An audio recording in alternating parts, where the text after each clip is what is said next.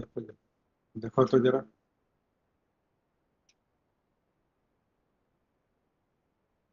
आ गया। Yes, sir. Now I can see you, or your voice is also very clear. बहुत साफ है. Display भी बहुत बढ़िया. ये बाकी डिस्टेंस वगैरह कैमरा वगैरह सब ठीक है? सुबह देखना सर को, ठीक है ना? एक number sir. Background all well sir, एकदम एकदम करेक्ट है. ठीक है। गुड। या ऐसे थोड़ा और हो जाए साइड ऐसे, या ठीक है? नहीं, यही वाला बेटर लग रहा है. एकदम सीधा. ये ठीक है। बेटर सीधा, एकदम परफेक्ट.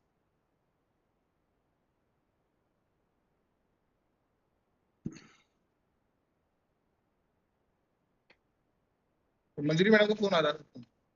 हाँ ले लो।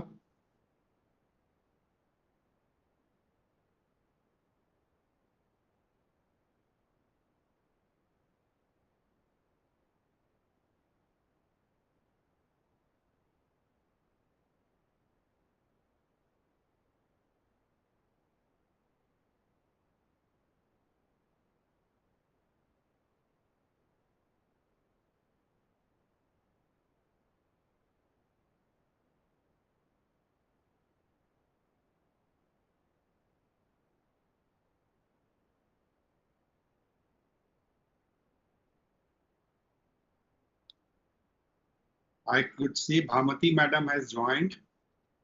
Dr. Avni. ठीक है मैडम, भेज रहा हूँ, अभी भेज रहा हूँ. मैडम तो थोड़ी वो थे, मंजूरी मैडम कह रही है हमें तो कोई हॉटमेल का लिंक आया है, उसका जूम मीटिंग का लिंक आया है. मैंने कहा नहीं नहीं, अब इसी में आइए. मैं भेज रहा हूँ सर मैडम को अभी, फिर आपसे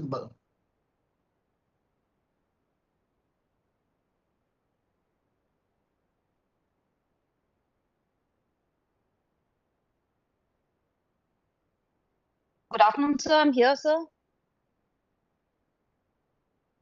Very I good can hear you, afternoon. Very good afternoon. sir. Good to see you, Avni. Same here, sir. Same here. Likewise. So it's very nice that you could join, Sir, and sir, we will see how it goes today sir. and see that that what kind of questions are emerging and what solutions which we are taking from you. Sir. Good. Looking forward to it, sir. Looking forward to it, and I hope something on ground and practically something gets done for Yes, us yes. and all women. That's what we are trying to, and Sir. we will work hard with our own intervention, and also we will take it at different level. Sir. Good afternoon sir. Very good afternoon, Ranjan. क्या हाल है? ठीक है. Very good.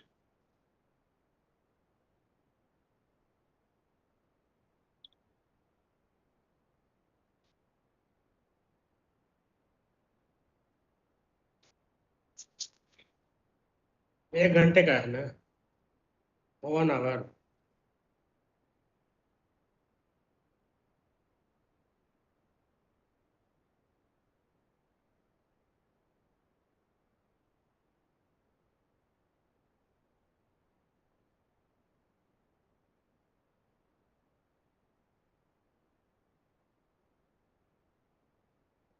Good afternoon, Ranjan, sir. Good afternoon. Good afternoon. 2 घंटे का है sir, 3 to 5 है. ये तो 5 है. हाँ जी सर. मैं तो बहुत सारे जगह पे भेजा था, लेकिन अभी कितने ज्वाइन कर पाते हैं इस मोड में. हाँ, ये तो है सर. ऑनलाइन में अभी बहुत बहुत दिनों के बाद. हाँ जी सर.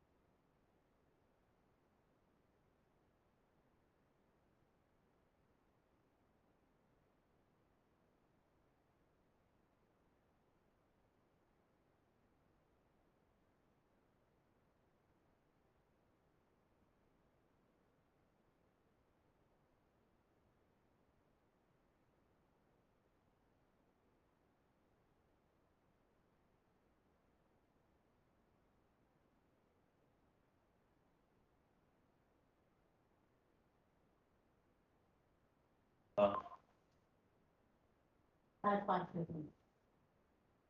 3 और 2 और 2 ठीक।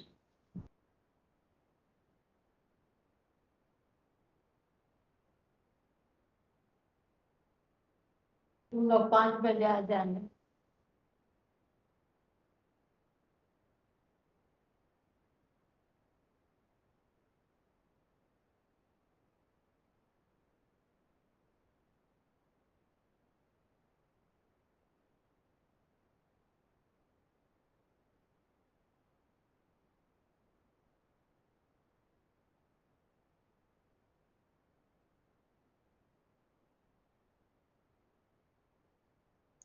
प्रणाम। Good afternoon. आवाज आ रही है वहां?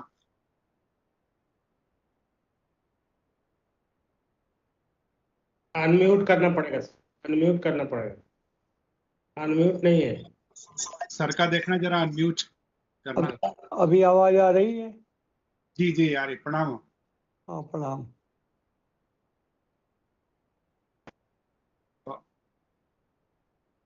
तो आपसे हम शुरू करेंगे। अभी कौन कौन जुड़ गए हैं बता दीजिए।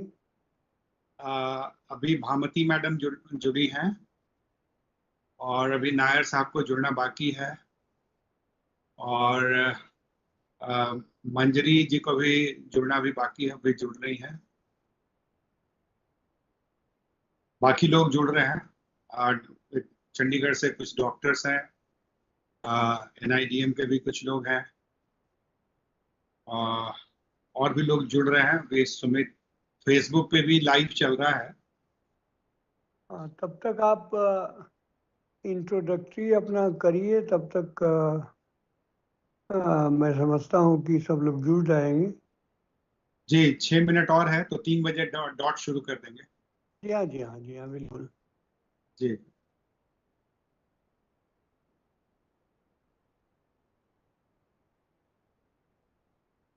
ऐसा ऐसे थोड़ा घुमा दो,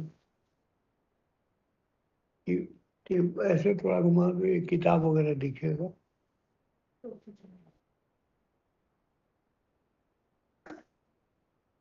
थोड़ा सा ऐसे हल्का सा, उधर नहीं चाहिए, ऐसे करो। उस साइड पीछे ना अरे दिखेगा वैसे रे। नहीं, वैसे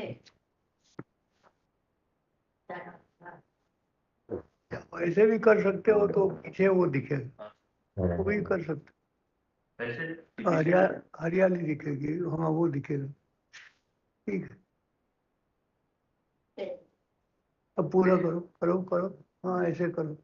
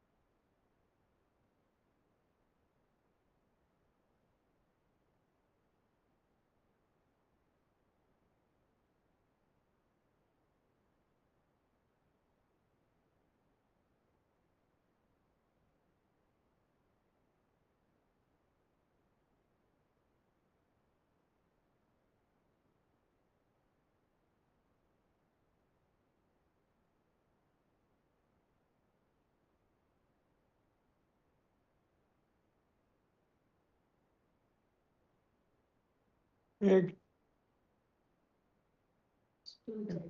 घंटी मंगा देना, चाय वाय पी लेंगे।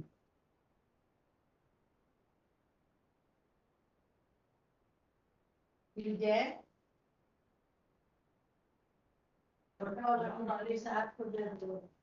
बोली थोड़ा सा और पीछे कर लो ना, थोड़ा सटा दो।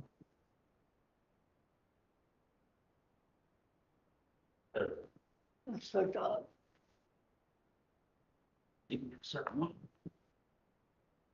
आराम से बता दें।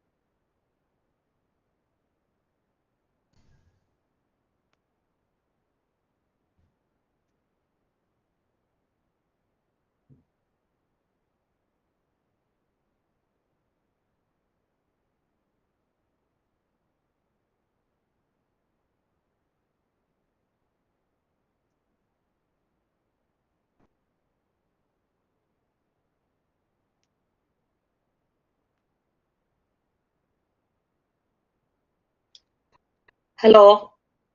Hello. Good Hello. afternoon, ma'am. Can Good you hear afternoon. me? जी आपका थोड़ा सा कैमरा आप उसको Good करें. afternoon. Half of the face is coming and half the face is not coming. This is Yeah, perfectly yeah, all yeah, right. yeah. Thank you for joining, madam. Good afternoon, Manjri Thank ji. you. Sir प्रणाम sir प्रणाम. Namaste, namaste. Namaste. Sir प्रणाम. राधा रमन जी नमस्कार. नमस्कार sir नमस्कार. Namaskar. I think Ruchira is also there. Good afternoon, Ruchira. Good afternoon, sir. Good afternoon, ma'am. Good afternoon, everyone. Good afternoon, Ram. Good afternoon. हमारा full screen क्यों नहीं आ रहा है? Why is it not coming? Now it's coming. आपके इधर आ रहा है, मेरे में छोटा आ रहा है. अच्छा थोड़ा सा और ऊपर करें. अब केवल थोड़ा सा और अपनी बस थोड़ा सा और दबाएं. हाँ और थोड़ा पुश करें. This is perfectly all right. Okay. जी फिर कट गया आपका. I'll just देखिए अभी.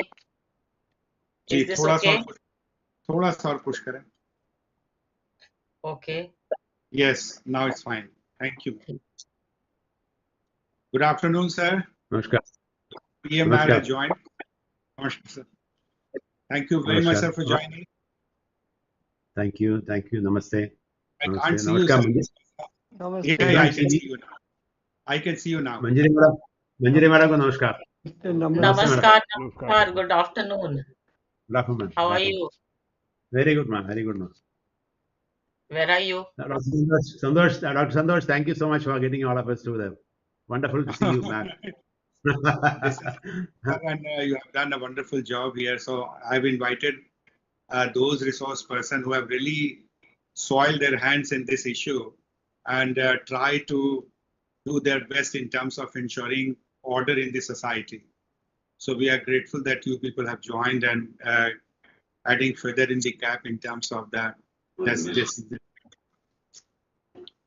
So it's now going to be 3 o'clock. So with the permission of all the resource person and the chairman, Sri R.K. Sinha. Sir, can we start? It's 3 o'clock already and we are on live YouTube and also on Facebook. Okay. Please do. Thank you very much, sir. Good afternoon, friends, all the resource persons, chairpersons. It's indeed a very kind of a painful time for the country where we have been realizing that all over different kind of a news which is coming, and these news are concerned with the women's safety, be it kind of a workplace, be in the society, or be it in the family. All over, this is all coming from with the doctors, with the teachers, or the young girls who has not attained even puberty. There's just 4 years old and brutally raped, and that kind of a news coming all over. International Institute of Security and Safety Management got concerned over this issue, where we are talking about our kind of a mission is to ensure safety and order in the society by building capacity and generating awareness. The 33 years old endeavor of this institution, trying very hard to see that how we can join the dots, those who all are coming, working, and also contributing for this particular reason. We are finding on the street that many doctors, they are making this kind of a protest. At times we see the teachers are making protest, and at times we see at the community that people are also making protests at Badlapur, which we are seeing and observing. So at many places, and we see as whether it's a doctor's issue or it's a teacher's issue or it's a children issue, we think that this is a very, very important in terms of the social issue, the societal issue. So that is why we had a great discussion on this, and also the concerns raised by our chairman, and said that why don't we have a kind of a series of discussion on this issue, and that we have chosen the Article 21.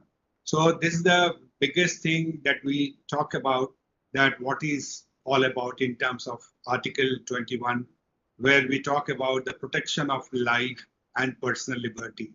whether we talk about protection of life at household level, at the community level, or at the workplace level, how the personal liberty can be ensured, and how the public institutions are actually responsible, and how public institutions are joining hands with the community institutions, social institutions, civil society for addressing this particular cause.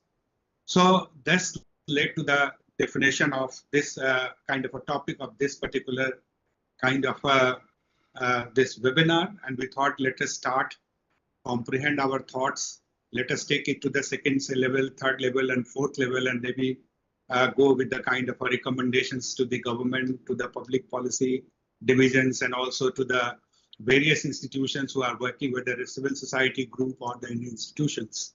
So that was the basic objective, that how we can, what a drop, we can say that a small drop kind of a contribution would also be enough in taking this.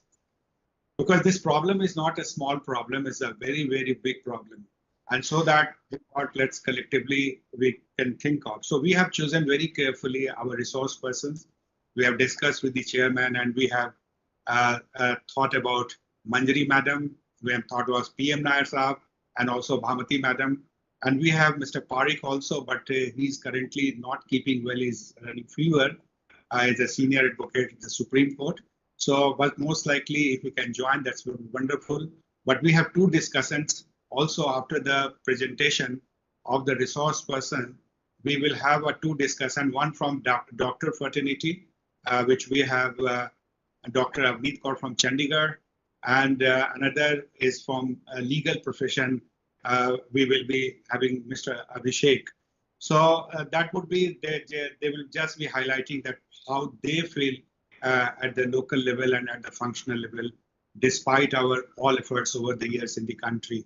Honorable Prime Minister, he said from the Lal Killa that 15th August that we will, whatever may happen, we have to ensure the security and safety of the women. That is a top priority. So with this note, I would first of all introduce Chairman Sri 𝐼𝐸𝐴 Sinha ji.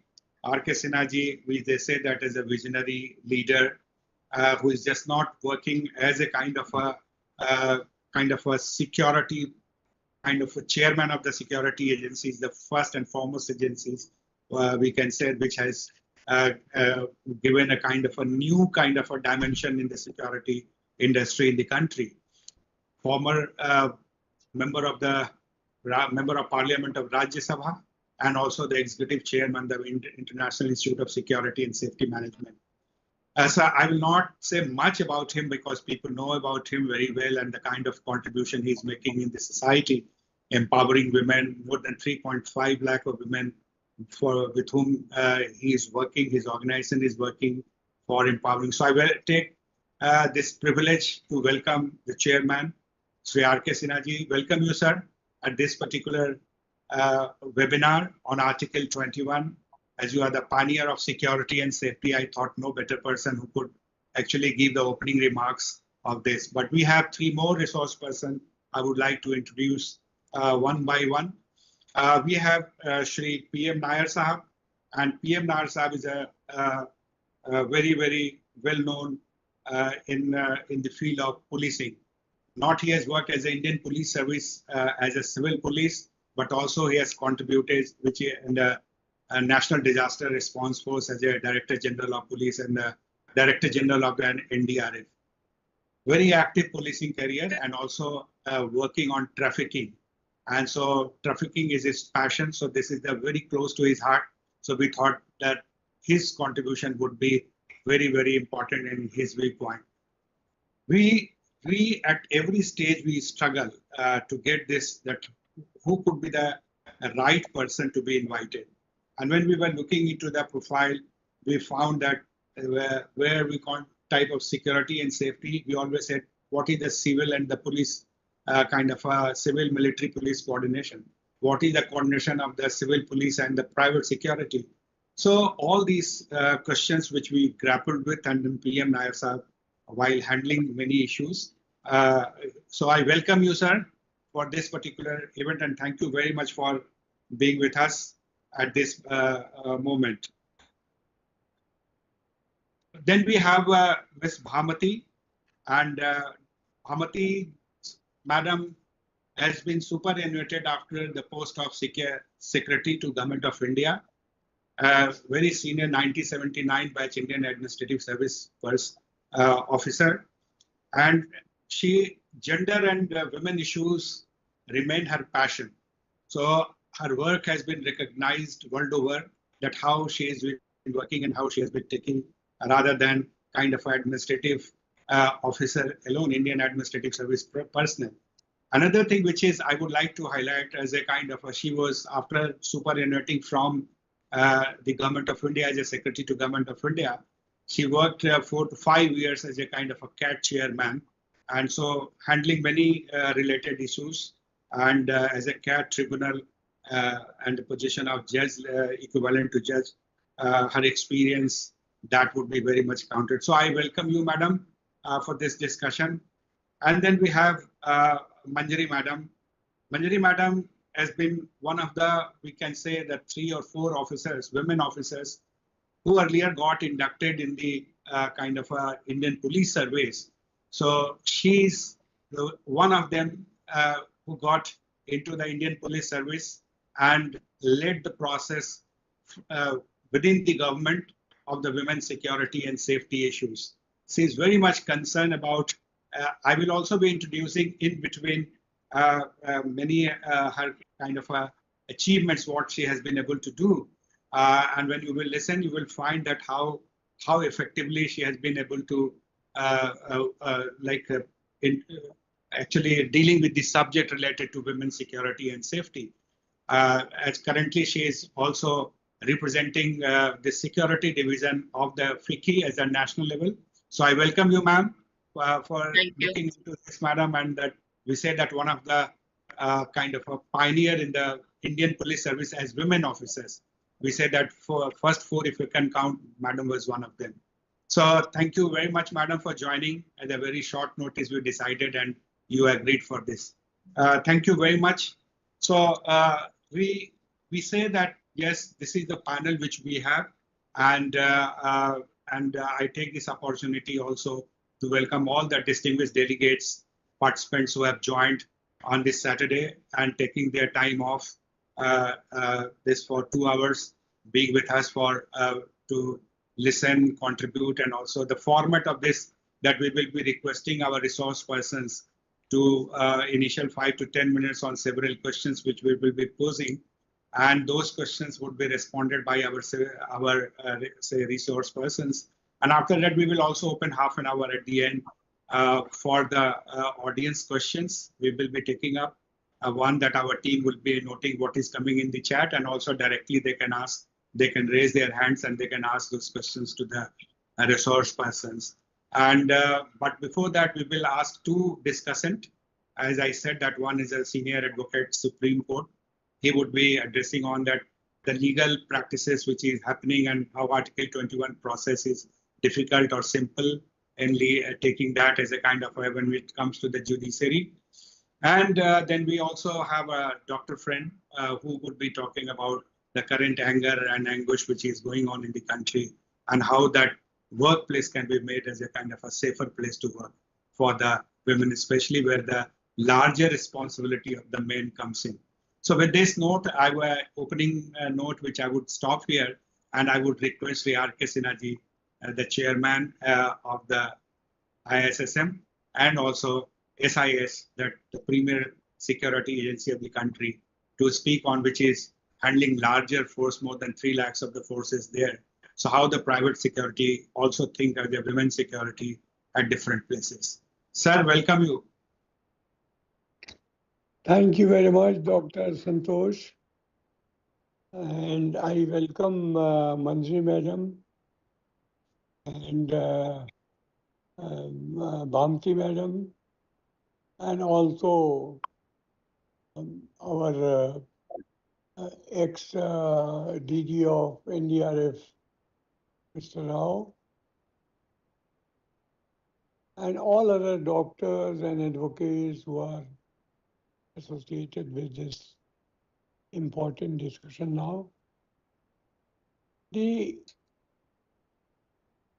intellectual community of the country is shocked what has happened in Kolkata, because something has happened in Bengal where all the girls and ladies are addressed as Ma. And in that Bengal, this deterioration of this kind is totally unacceptable and shocking for the entire country.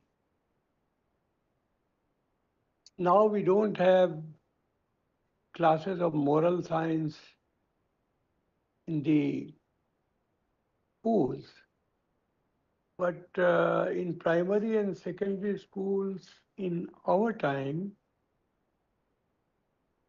we had moral science. I think government is considering to again bring it back, because in our very child age, we have been taught yatra naryasti pujante ramante tatra devata. Wherever you have respect and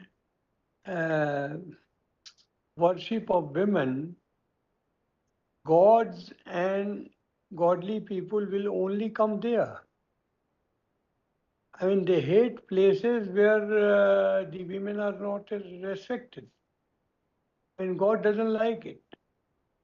We have also been taught that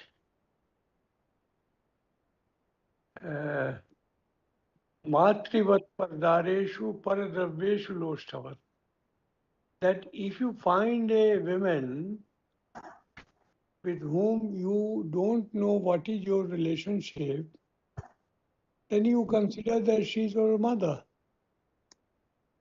मातृवत परदारेशु, कोई भी पर स्त्री आपकी माँ है.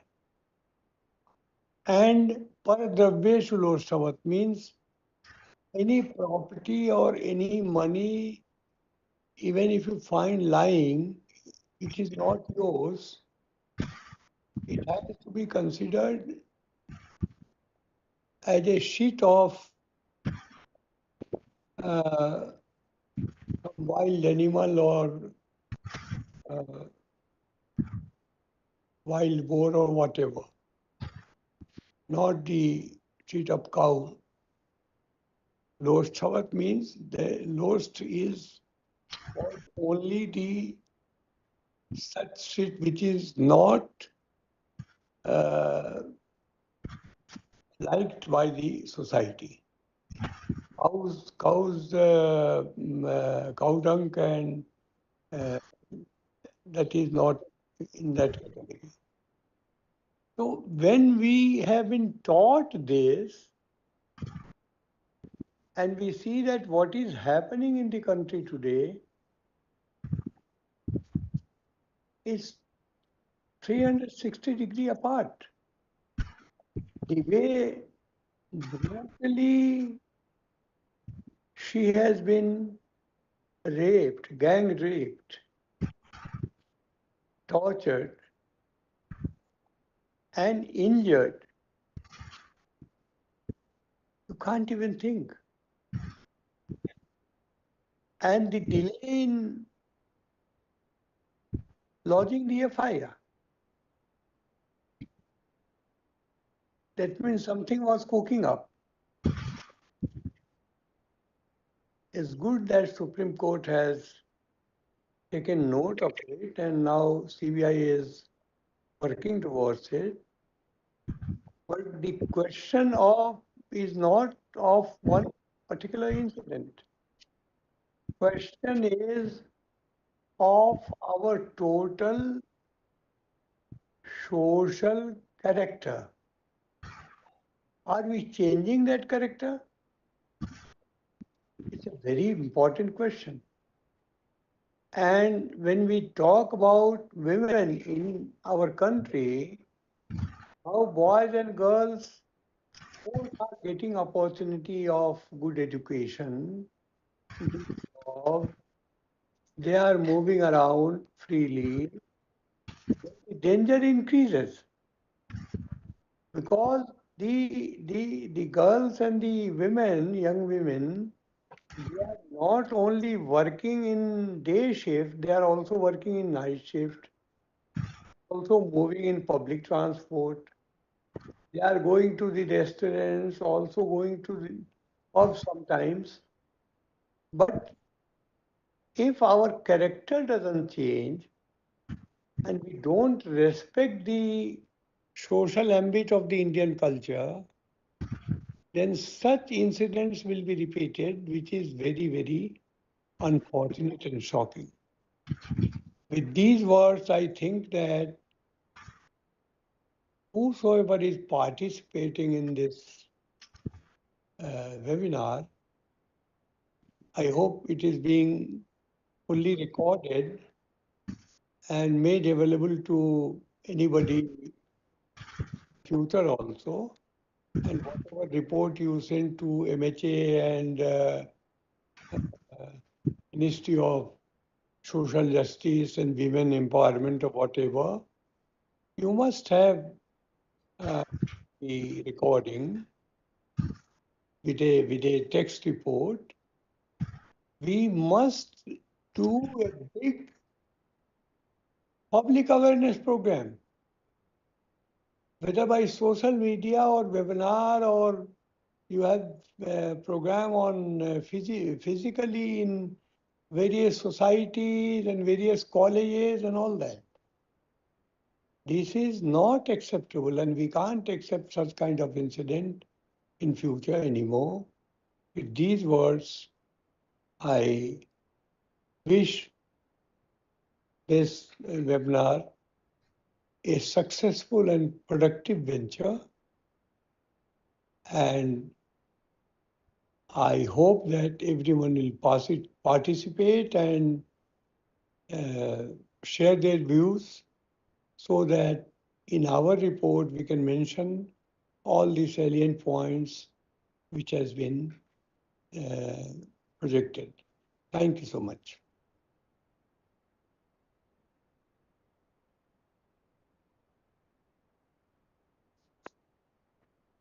Dr. Santosh, please unmute.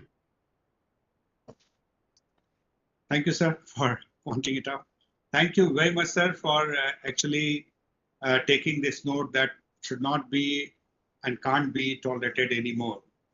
This is very, very important that say this kind of a pledge which we take, then chalta hai attitude probably will go. And we will be very firm on that, what is happening and what is to be taken. So it's very interesting, sir, and thank you very much for giving this kind of a support to us for taking this webinar. This is very interesting. I would like to invite Manjari Madam. Her recent book is Madam Sir. The Madam Sir connotes different kind of a perceptions, and then it could be a different reality. In the present context, when we say life, like protection of life and personal liberty, and you being the one of the first five women police officer in the country. So one is that getting into policing and getting into as a kind of a workplace very highly patriarchal.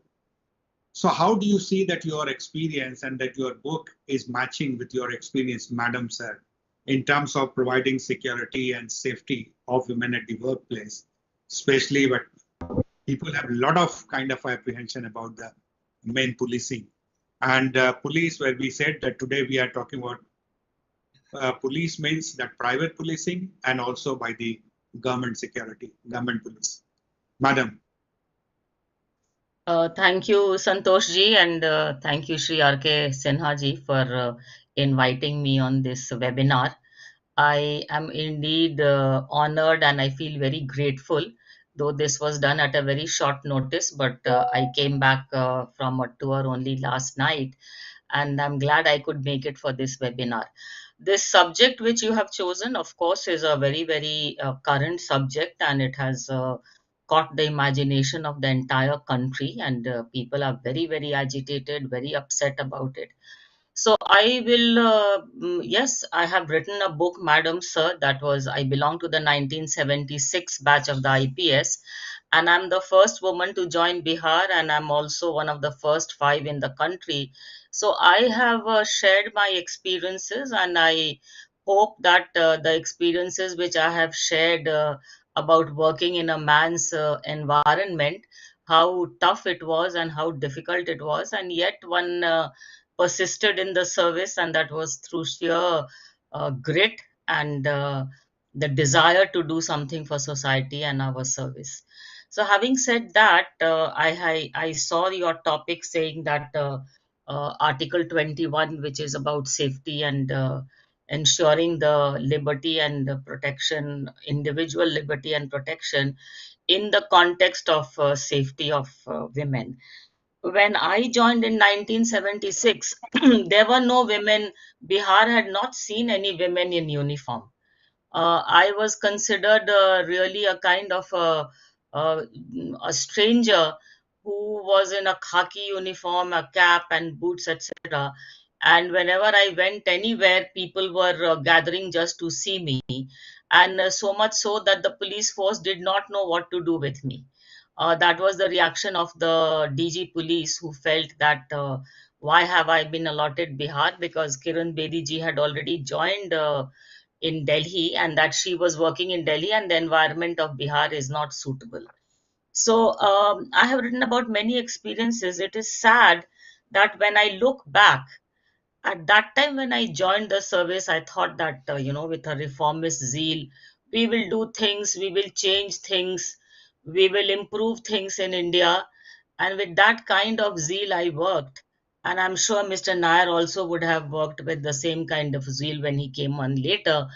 But unfortunately, when I look around today, I feel that things have not changed, if they have not become worse. And maybe because of social media and so much happening on the social media, Twitter, Facebook, everywhere, that people are getting encouraged to do things which they were not knowing about earlier.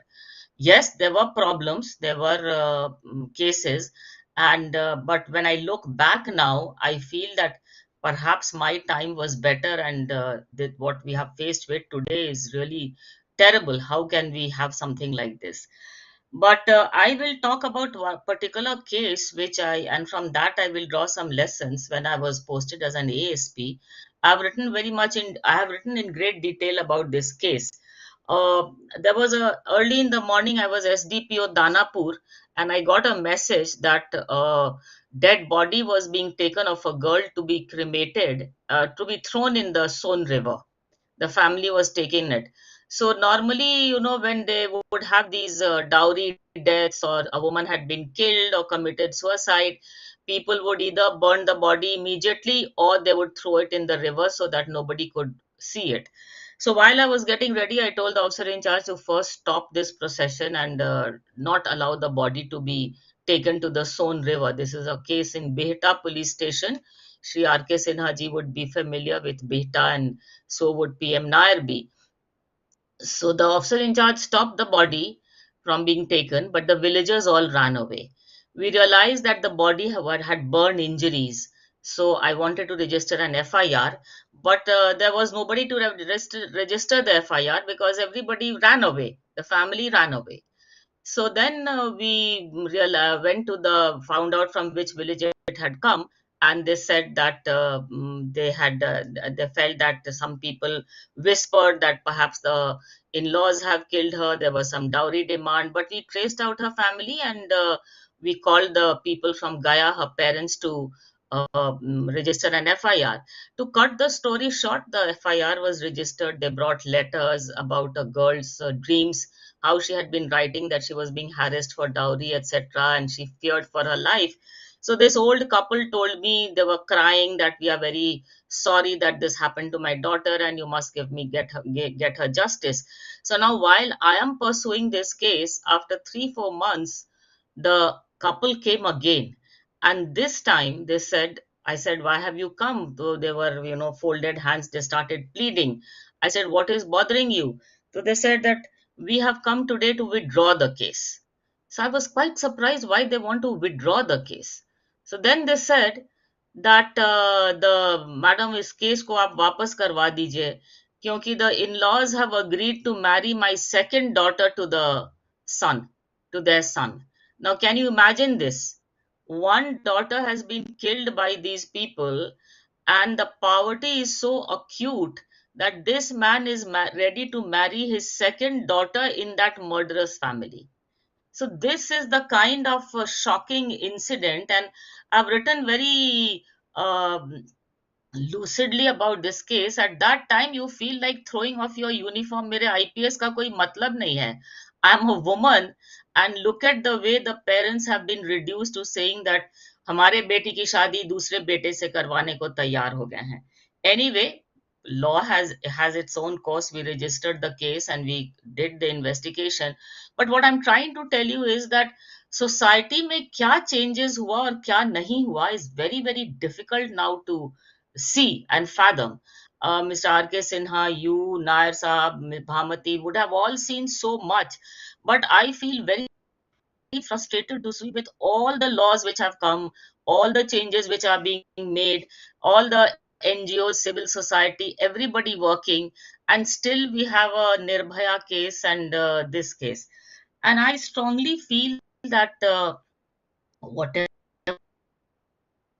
is happening today, to sort out this rot, to improve this rot, we really need a very multifaceted approach, which includes legal reforms, improved implementation of the laws, societal change, and collaborative efforts. It has to be with everybody. As a police officer, I feel that the judiciary has failed us. The judiciary may say that the police investigation is not done properly. But can you believe that the Nirbhaya hanging took place after 7 years in such a heinous crime? Why is it that the courts cannot give us instant justice? Why is it that even the fast track courts are not able to give justice and let people be thrown into jail and hanging, and such a stringent punishment has been endorsed, and yet we are helpless? So my contention just now would be, in my opening remarks, I would like to say that yes, we need everybody to help out in this, every branch of society. But my real concern is that the legal profession, the courts have to rise to the occasion and do some fast tracking, that in 15 days a very exemplary punishment is meted out to these people. This is what I would like to say. Thank you. Thank you, madam. This is very important. You said that as a kind of three major things: societal change, collaborative efforts, and legal reforms. And out of that, you made a very significant and important remark that today things have gone back to worse from the day you started your career in 1976. So this is very heartening to note that why this is happening. When we talk about society, family definition is altruism. We live for each other, we sacrifice for each other, we die for each other. That kind of a composition, that official picture which we have in the family. And there you are narrating a story of a society and a case where the family itself has gone to from that one place to another place and going for the remarrying of the second daughter. So in the official picture, it may look very nice that family is good and it is protection for everyone. But in unofficial picture, it is totally kind of a different kind of a behavior in the family. The larger violence and larger unprotection, you can say no protection to the other gender of the family. So I would, before I go to Nair Saab, and I will come back again, madam, to you under a second round of question. When we are talking about altruism to society, and you also flagged about the society, which is back to worse. Society is also not taking this as a kind of a cognizance of these kind of incidents as a kind of a real threat to the society or societal growth. And PM Nair Saab has worked on trafficking. And when we talk about violence, trafficking, and both of you have been in the police and say that registering FIR itself is a big problem. And the second is also that evidence is also the second problem. And third is then going for the the kind of a legal process in the country. Sir, you have been in the kind of a police, and you have been, Madam has also been in the CISF DG, and you also been in the CISF and also in the mainstreaming policing, also in the administration, and yourself has done as a kind of a lot of trafficking work which is going on and protecting that and the young girl and the women also. How do you see that in the entire social perspective, where we are raising concerns, and then also we are looking side by side the solutions which we can take up after this discussion on the, maybe in the second round I will come with a different question, but sir, I would like to have your reflection on this. Okay, could you repeat a specific question? Could you repeat a specific question you wanted me to answer, please? Today's question, sir, that was the trafficking which is happening in the society, young girls to the older one. How do you see that society which is made for cooperation and protection with the family, why this kind of incidents are increasing day by day, and we have not been able to actually see that, and how the public institutions are important and other partners as well? So with your experience, sir. Yeah. Thank you, Dr. Santosh. Thank you, Dr. Sinha. I'm happy to hear Madam Manjari very well, and waiting to hear the other esteemed panelists.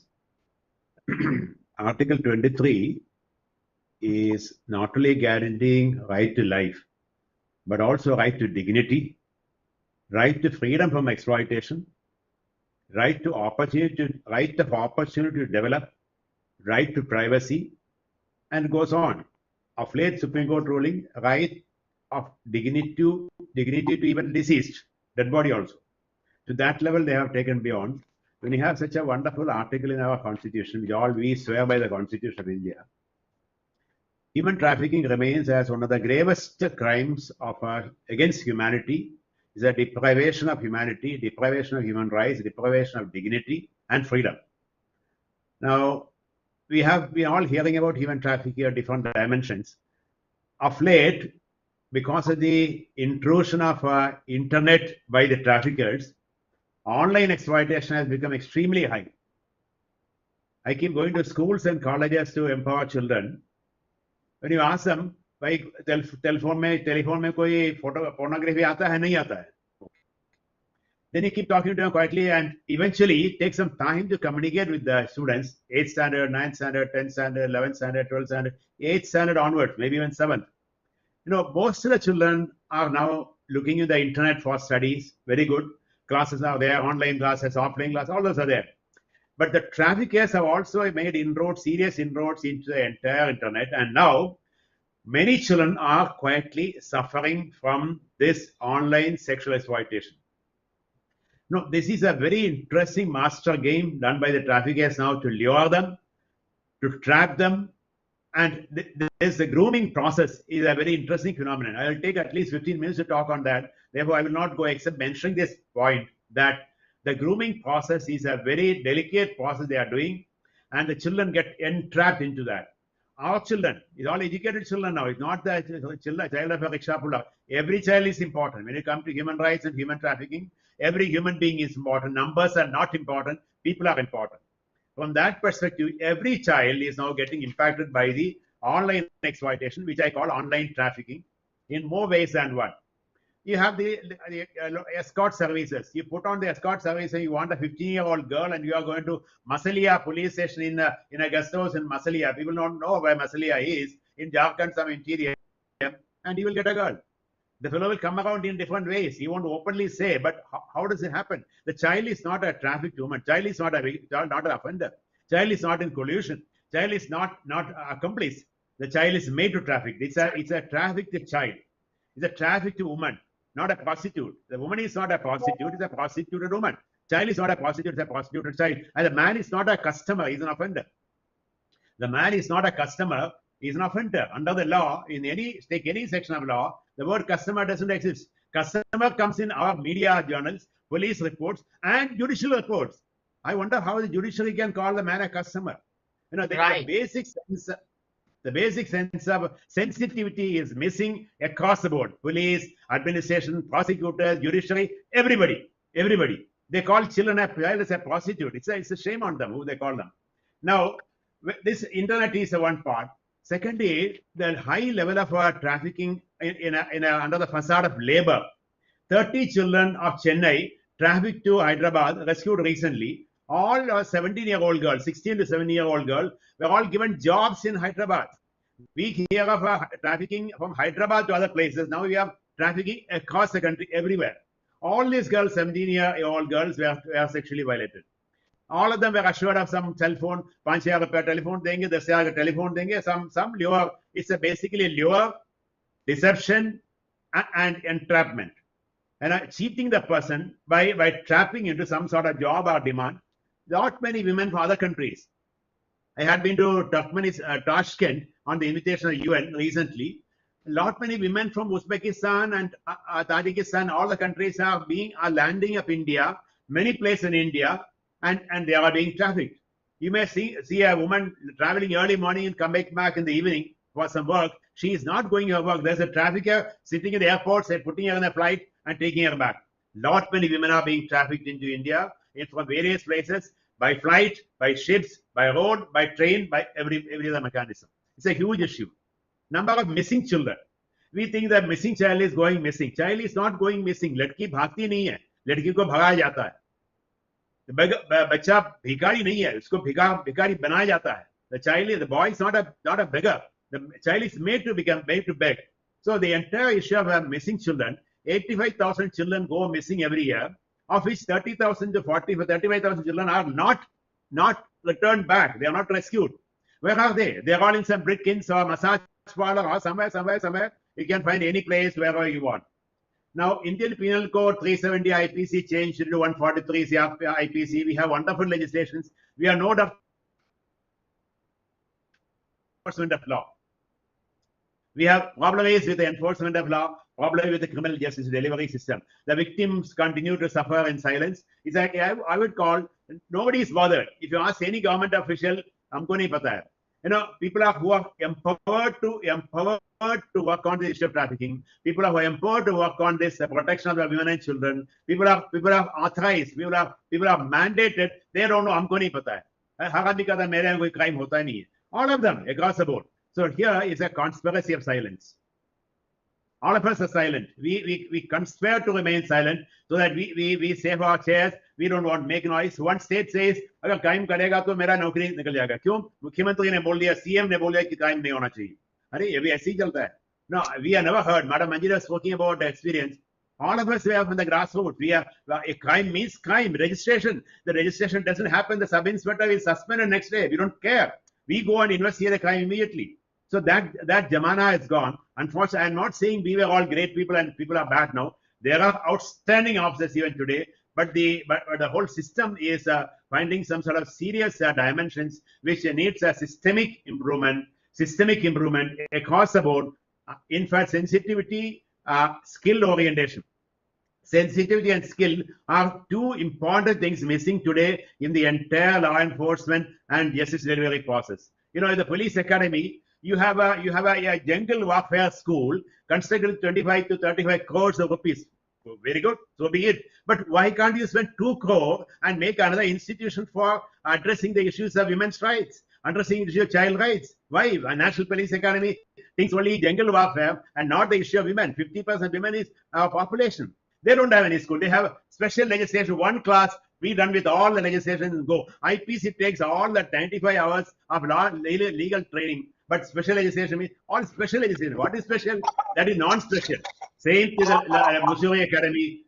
Same thing with the Judicial Academy. All these academies of institution of eminence should have a separate division for studying and empowering and skilling people on the issues of women's rights, women's issues, child issues, and ensuring that delivery takes place. I think authority and responsibility and accountability starts from these places of recruitment and training. Much more to say later.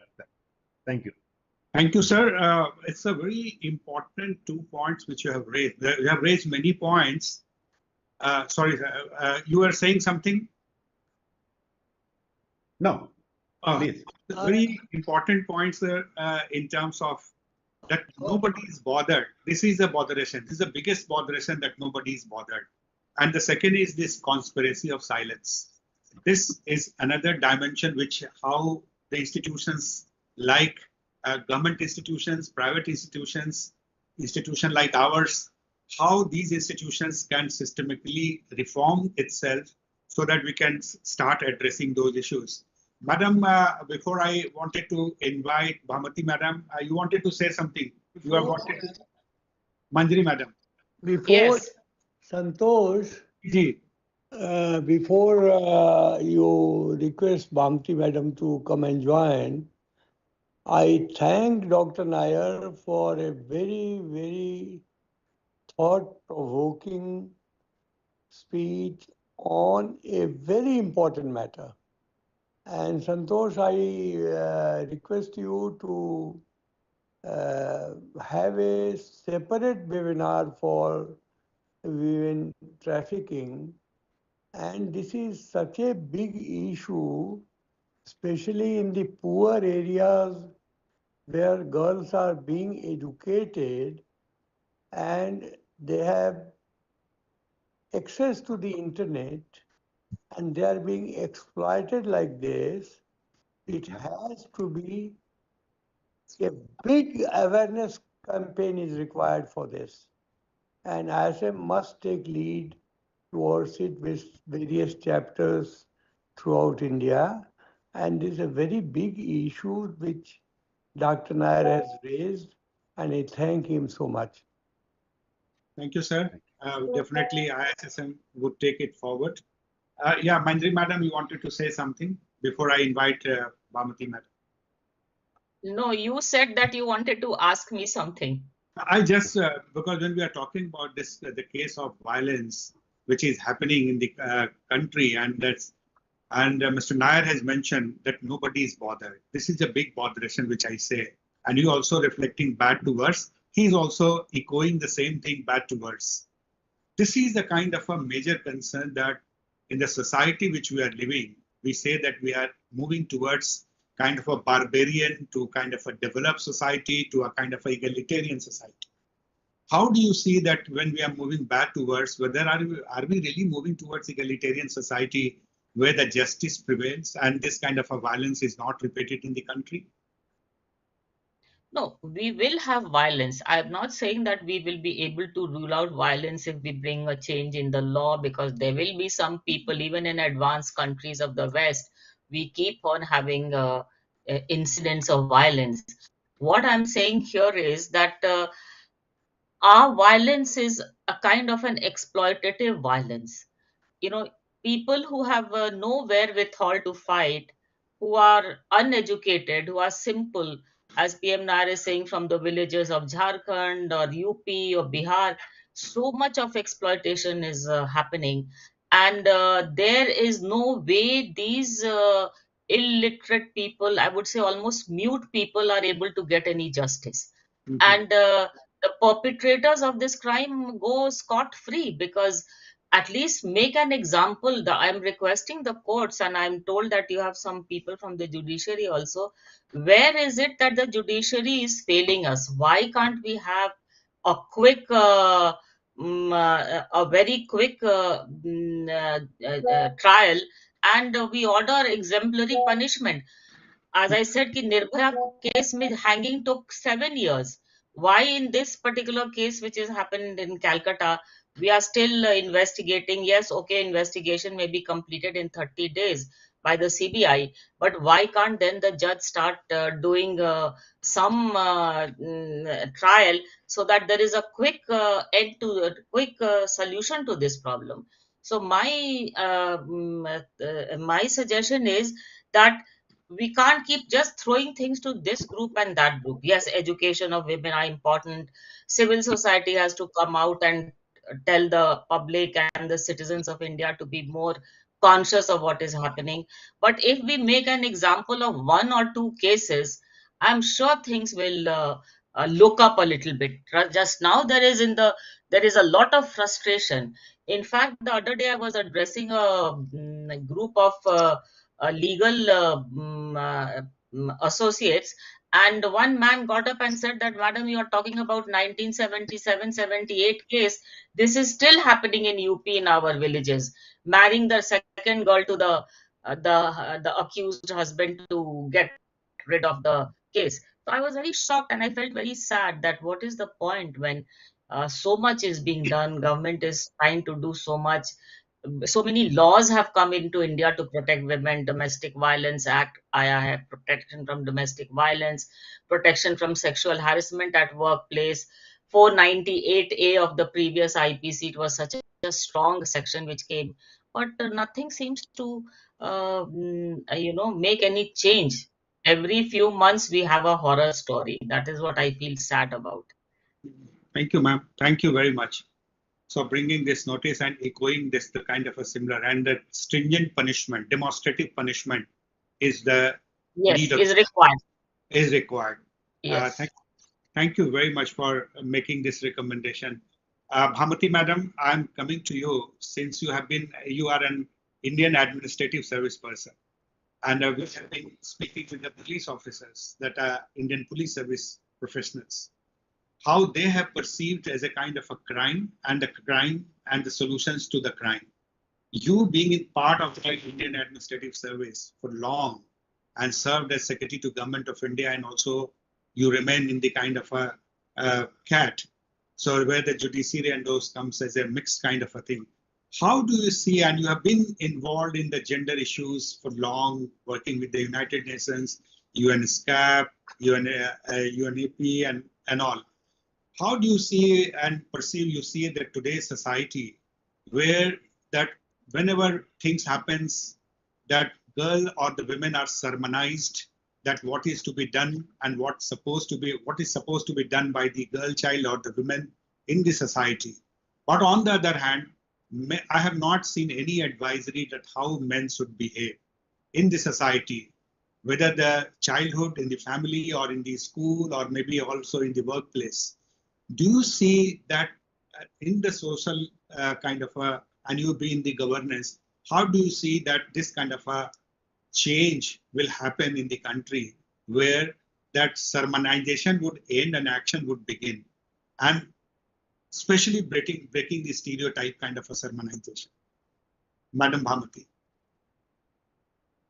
Mr. Sinha, Madam Manjari, my dear friend. Yes, nice to see you, Bhamati. Hi. And Dr. Nair, both esteemed panelists, and all who are present here in this webinar.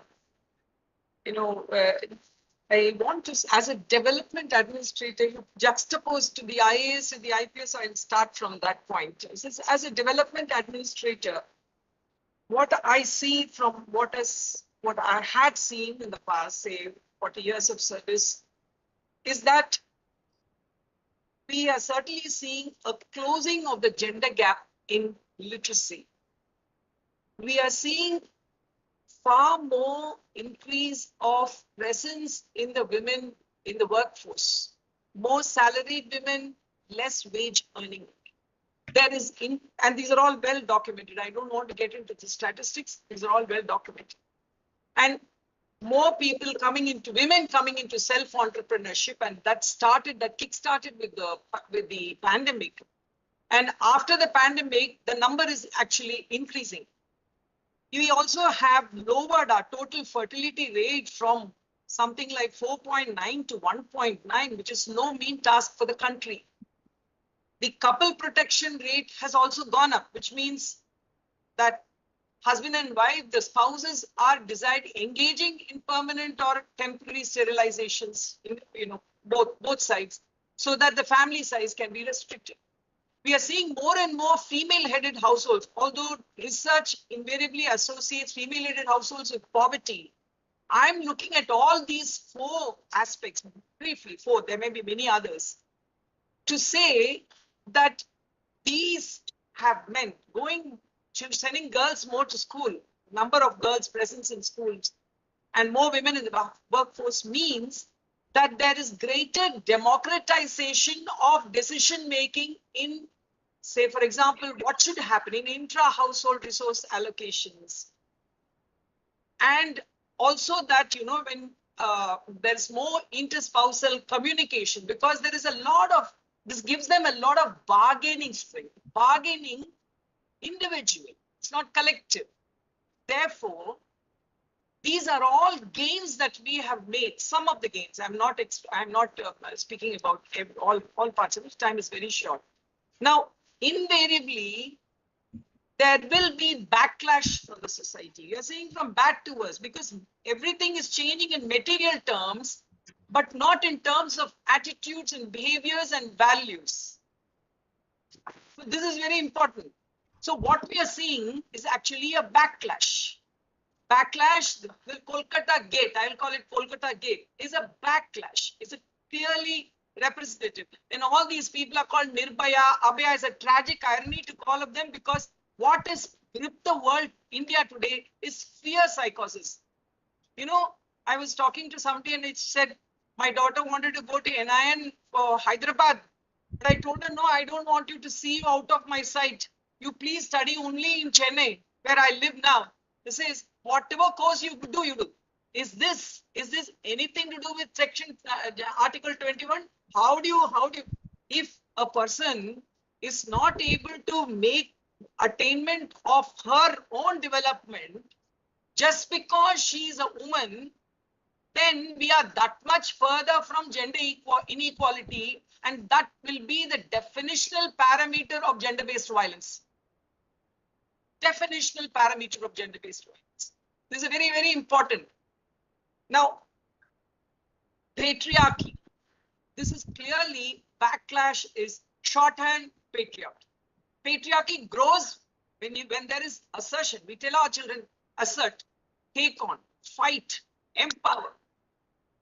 What is the response? Reassertion of patriarchy. This is exactly what is happening in our society, and we seem to think that's going from bad to worse. It's actually patriarchy with it is a hydra-headed monster. It can never ever be dismantled, because the scaffolding is patriarchal values, the foundation is patriarchal values. We are only tinkering with our laws and with the criminal justice system, breaking doors and windows. No. Now, what is happening today is technology. Now, Mr. Nair, Dr. Nair briefly referred to in the context of trafficking. Most of the violence, gender-based violence today, is happening because it's technology enabled, technology facilitated gender-based violence. This guy, Roy, he is used to seeing pornography. This clearly Indian survey reveals that 67% of boys are watching pornography and 33% girls are watching pornography. This is the order of the day. Now, when you talk about, technology is supposed to be an equalizer.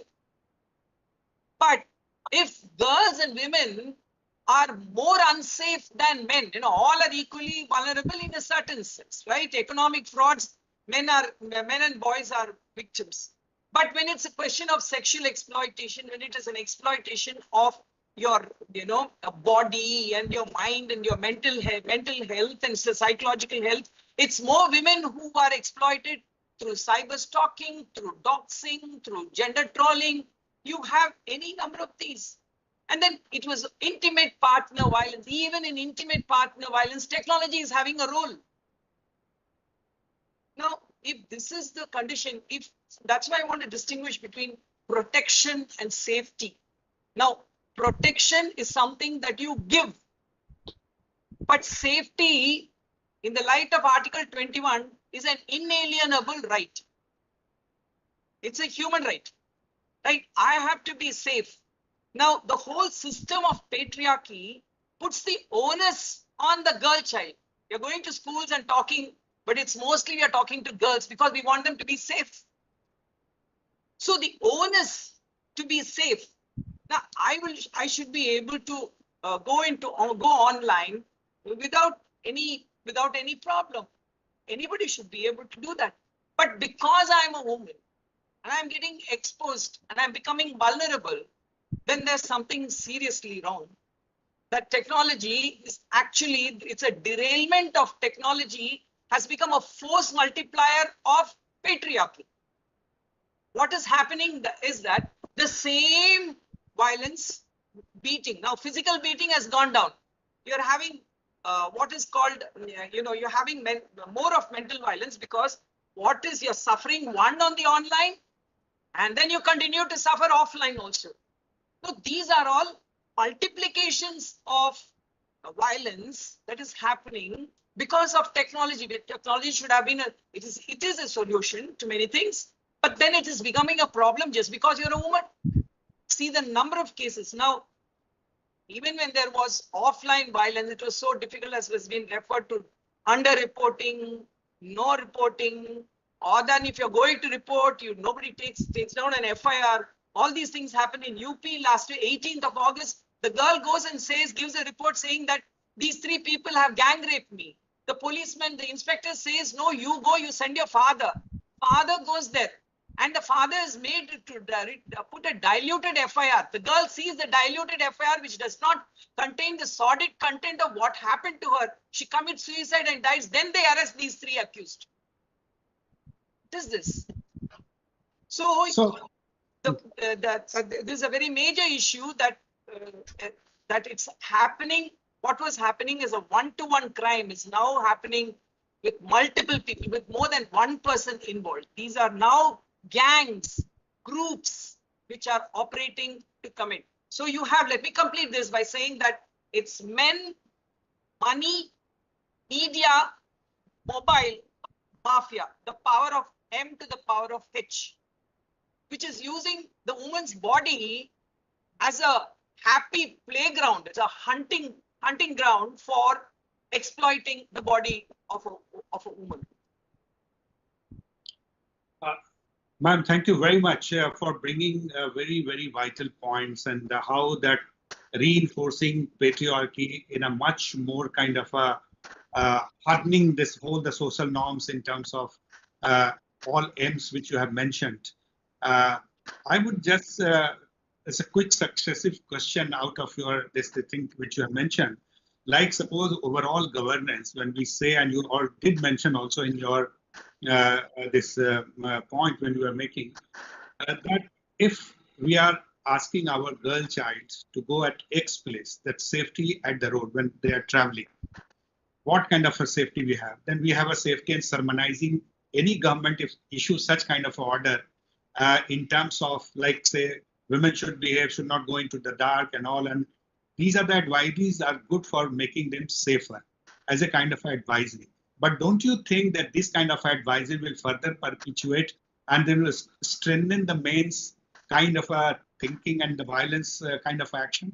Yeah, I touched this point to Dr. Santosh. He says every time the historical oversight of the women's movement has been that the onus has always been on the woman.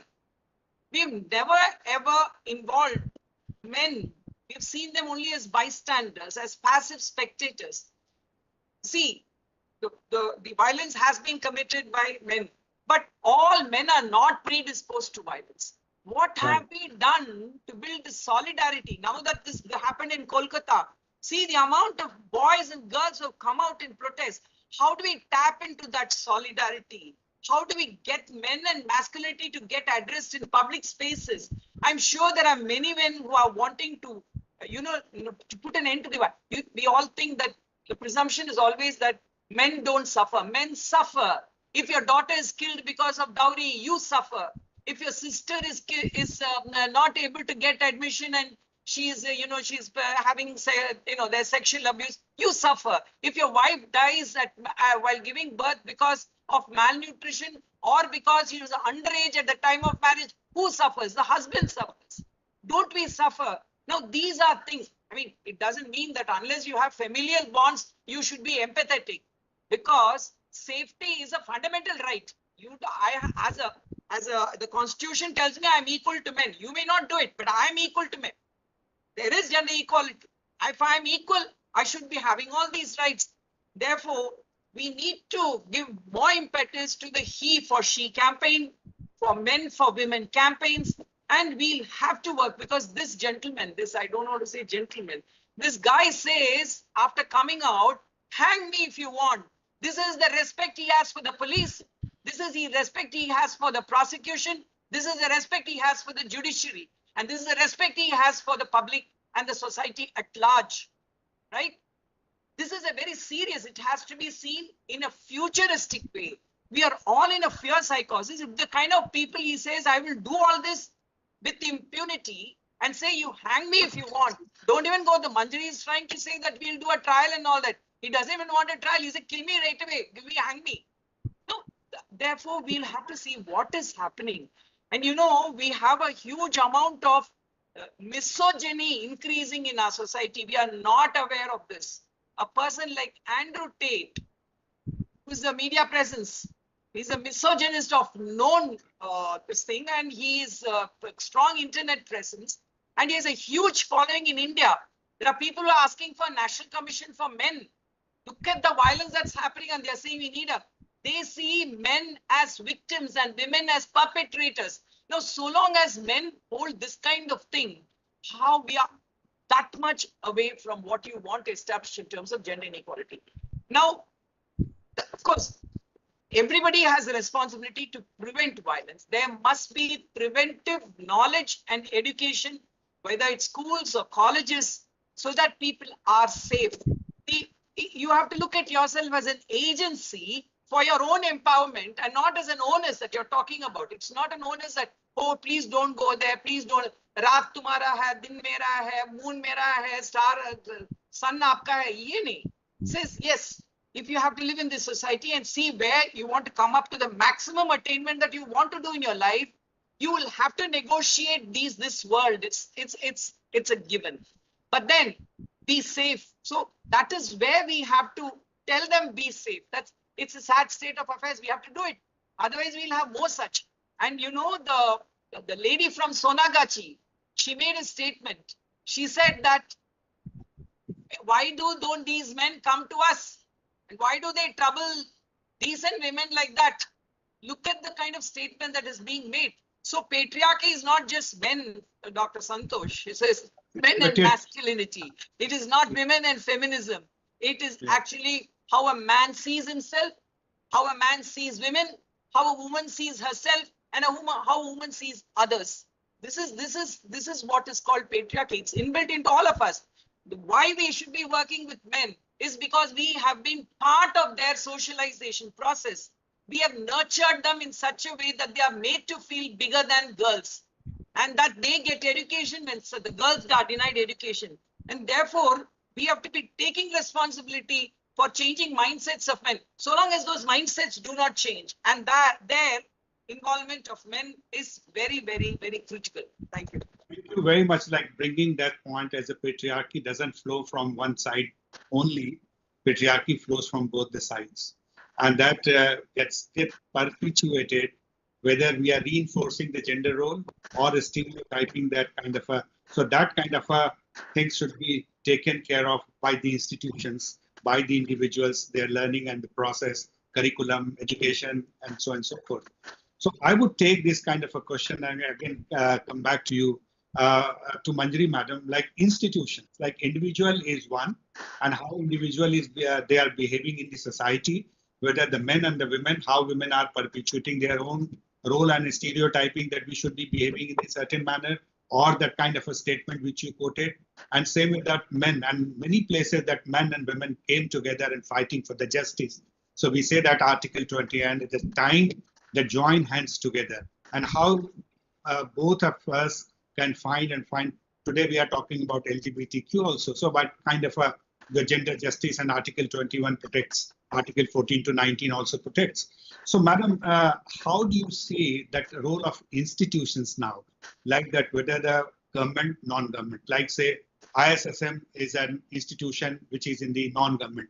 SIS is the private security agency. But in India, private security is having 70 lakhs of personnel. And in the police, we have the civil police of the government, we have 20 lakhs of the personnel.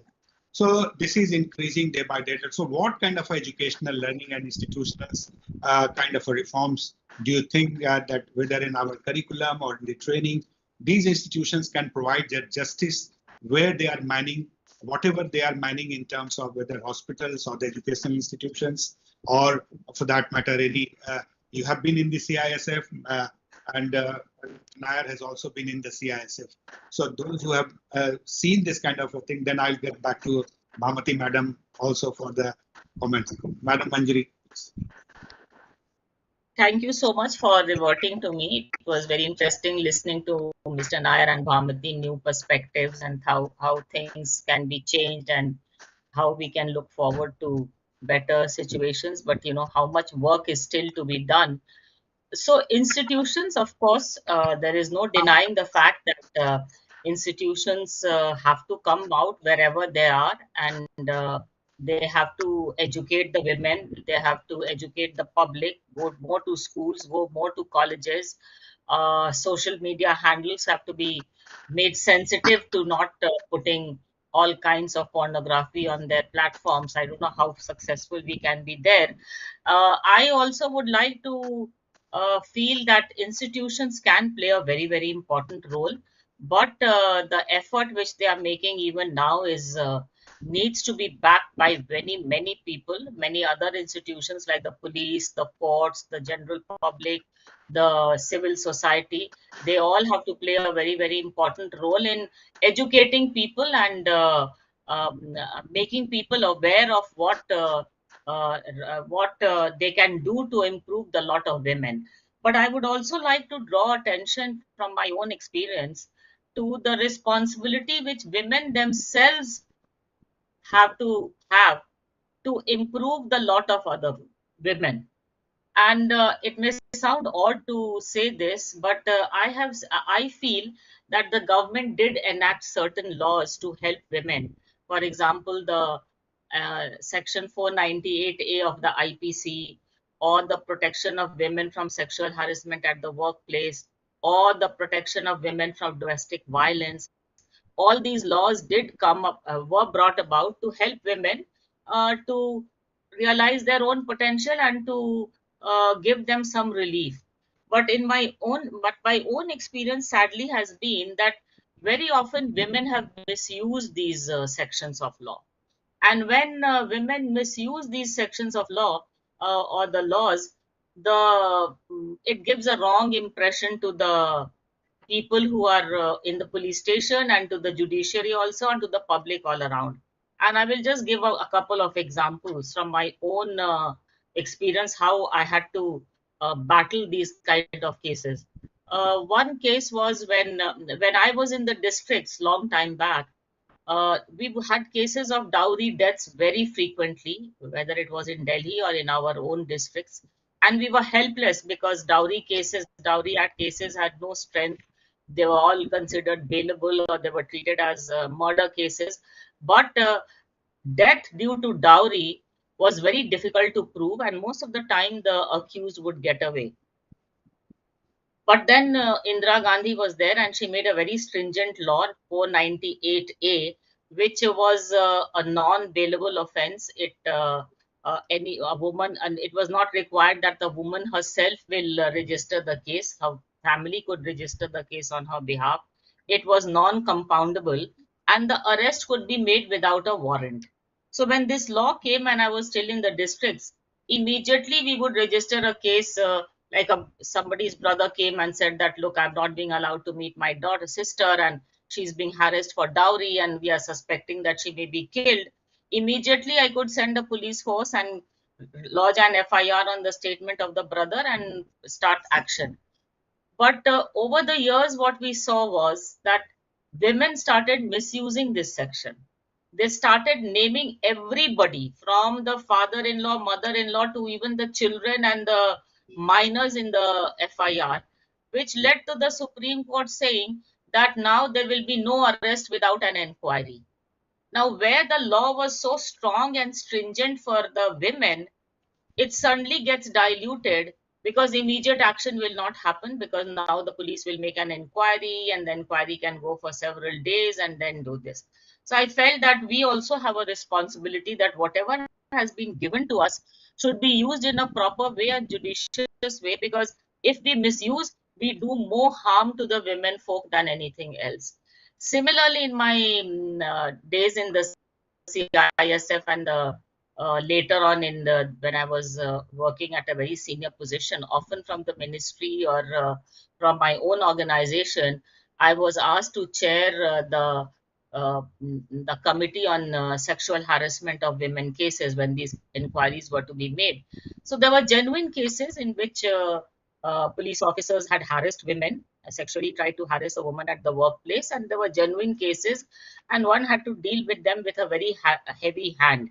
But there were also cases when a bad ACR is given to a woman, when some action is taken against a woman for dereliction of duty, not appearing for duty, her record is not good, and the commandant or the senior officer writes anything against her, she files a false case against the officer senior to her.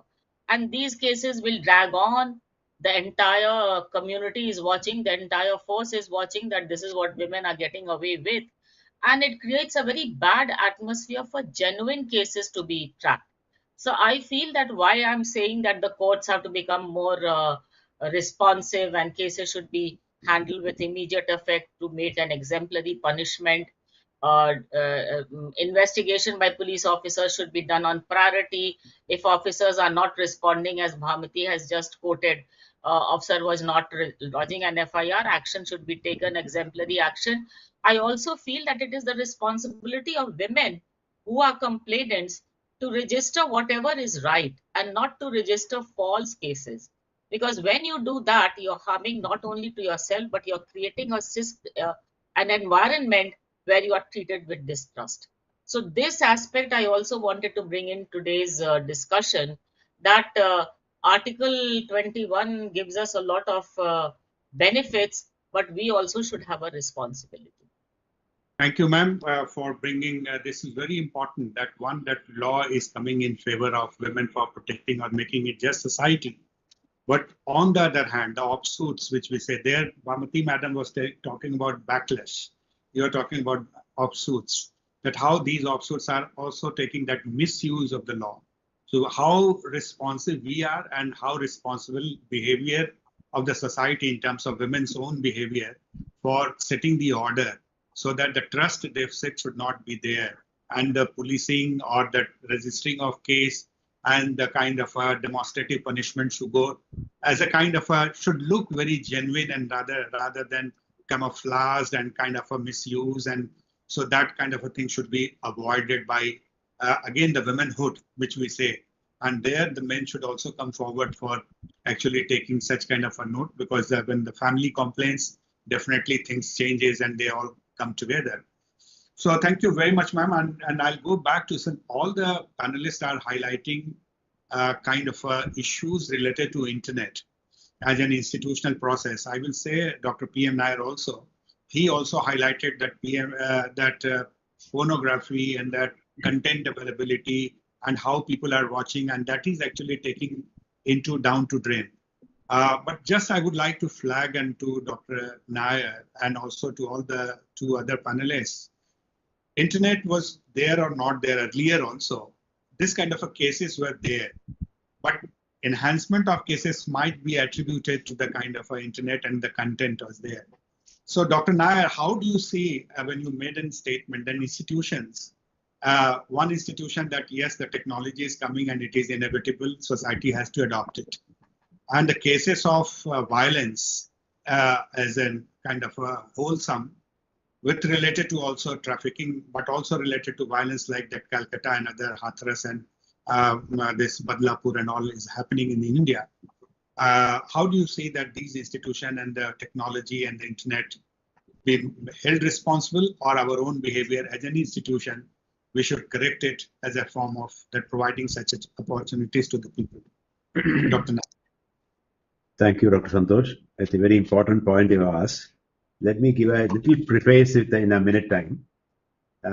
Last year, as per the published data, 4,45,256 crimes were pending against women. Crimes against women, 4,45,256. The conviction was in 23% cases. That means in the disposed of cases, which is almost 1 lakh, 77% did not get justice. Crimes are there, victim is there, victims are there. So in 77%, victims never got justice. And in 4,45,256, they are still waiting. God knows how long they have to wait. Similarly, in POXO is not a British law. POXO is a law which we made, our parliament made recently. In POXO means sexual offense against children, the most heinous crime. 1,31,666. 1,31,666 cases are pending today for disposal in the court of law. Investigation much more. When 1,31,000 cases are pending in the court of law, 30% were convicted last year and 70% were acquitted. So imagine 1,31,000 children waiting for justice, despite the fact that they have been sexually violated, and 70% of them never got justice because the case has been acquitted or discharged. I think it is a very serious issue on the entire system. Now, how do we improve the system? You asked a point. I think the method of entire law enforcement scenario, since we focus on that part, a professional investigation with sensitivity, skill orientation, and technology integration has to be there. That is not there. It's only namesake. You teach a law and teach the protocols and procedures. That is not enough. The skill-oriented investigation is completely missing. I can give you hundreds of examples where I personally investigate in CBI, and all the cases where unless you have a skilled orientation, the crime will never come to the light. Hundreds of crimes where skill-oriented investigation. Now, skill plus skill-oriented investigation, sensitivity, technology integration, and financial integration. NIA is authorized to investigate human trafficking crimes. But is the NIA qualified? Is the NIA people trained? Is the NIA have a separate desk on that? By announcing a department that the agency, you will do it, 2019 onwards, they are there. But unless you strengthen the system, it will not be meaningless. So one is strengthening the systems which we have. A national coordinator is required.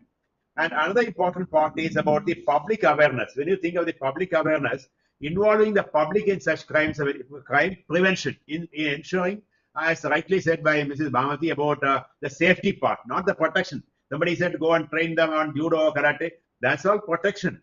But the safety part, the problem is the mindset. That mindset has to change. Mindset of men, mindset of violators, mindset of exploiters have to change. So the safety component has to be integrated in every developmental aspect. Every aspect of development, the safety component of the concern, women and weaker sections has to be brought in. We don't have any such component. We have a gender auditing where we say, okay, 30%, 20% will go to women. That's meaningless. That is only a namesake and data. But the safety component integrated into the entire developmental process is very important. Number one, that's something we have to start from the parliament and the assemblies. Number two, involving the youth. We found a very interesting system of setting up anti-human trafficking clubs in the colleges. Anti-human trafficking clubs in the colleges. At least 510 colleges have set up by anti-human trafficking clubs now across the country, mostly in the south. And they are doing a magnificent work. It is not just preventing trafficking, but telling them that you cannot violate rights of the children. If your sister cannot be raped, somebody else's sister also cannot be raped. That is a small message we give to the people, give the children, youth. Youth means that the college-going children, 10th, 11, 12, 13, 14, that sort of graduation course and undergraduate. If you focus on them and building an anti-human trafficking club, wherever I found these youngsters have been given training, and we all make them stand up and say, I shall not watch child pornography. I shall not allow my father or uncle or somebody to watch child pornography. That makes a huge impact. They may do it, 50% will do it, 50% will go and make the parents and teachers also do that. That makes a huge impact in society. Anti-human trafficking clubs, essentially namesake anti-human trafficking, but it opens into the entire system of the rights and security of women and children. Second is panchayat against human trafficking. When we found the panchayat areas are source areas where violations take place in large numbers, large number of children are going missing, large number of children are being exploited. Jharkhand, Bihar, Odisha, Assam, etc. Huge number.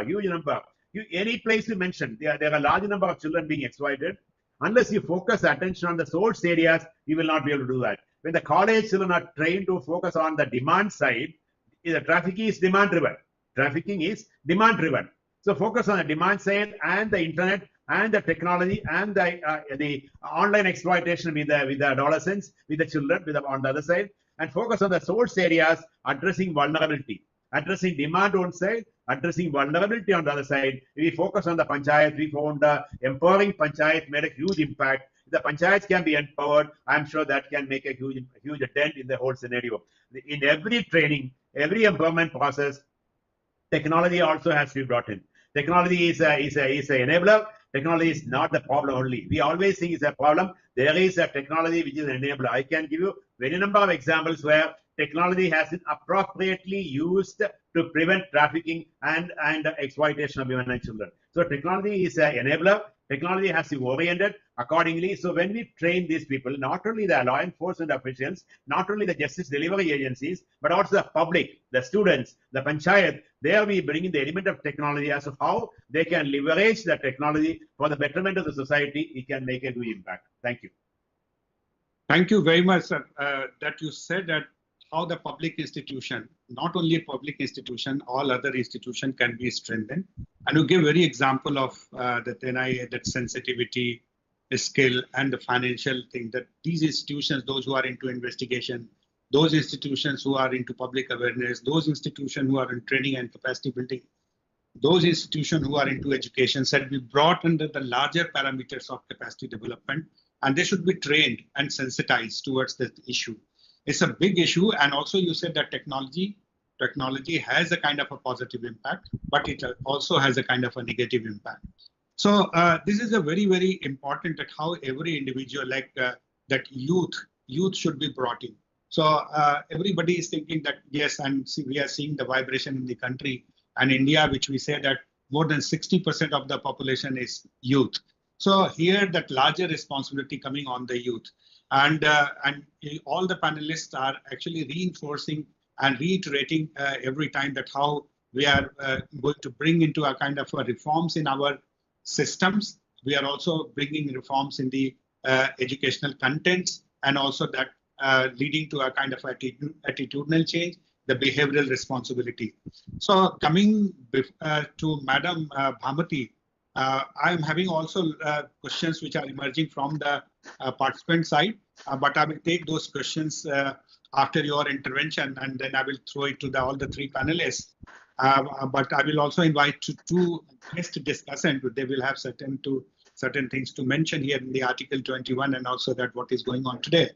So Dr. Bhamati, and please narrate on the institutions, that how institution can be strengthened, your viewpoint in terms of the discourse which is going on and which has gone so far. See, the most proximate institutions of accountability. We are talking about gender-based violence, which is what I am supposed to be talking to you about, is the police, the prosecution, and the judiciary.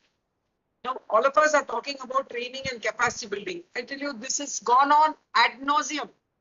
Training and sensitization, the amount of investment that has gone into capacity building, human resource capacity building, we have made a mockery of gender sensitization today. Because it has to be so constant and consistent, and there must be certain measurable measurable performance indicators to say that you have done this, you have done this. There's no benchmarks. There's no benchmarks. People continue with impunity with whatever they do, business as usual, and there's no inner transformation.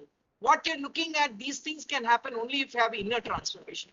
All these will remain external unless the training experience itself is very experiential in its approach, right?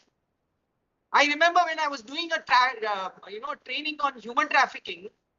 That's also my area. In the, we used to bring in these trafficked survivors to come and speak. And then when she came to the hall, this was somewhere in Hyderabad, where she said, "You came to me," and she pointed out to one inspector. I tell you, that man changed for life. You cannot come and just talk about law, what you're supposed to do, or make them go through the experience of being exploited. These are their ways of doing it. The training is so pedagogical, so much oriented towards talking down to people. I think this training itself has to change.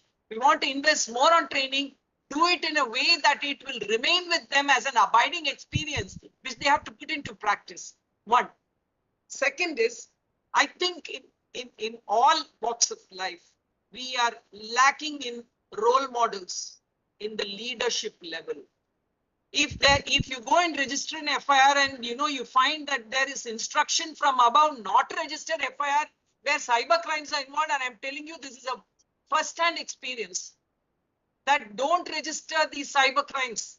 Send it to some office, and that office will give. They won't even lodge an FIR.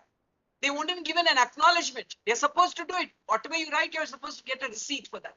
No, because if they were so incompetent in terms of, I mean, they didn't have the wherewithal in terms of investigation. I know a lot of training is going on, but then, when there's a trafficking case, they will put ITP, they will put the IPC section and not put the ITPA section. All these things are happening. So there's a problem of knowledge. There's a problem of attitude. There is a problem, as Dr. Nair said, about skills of investigation.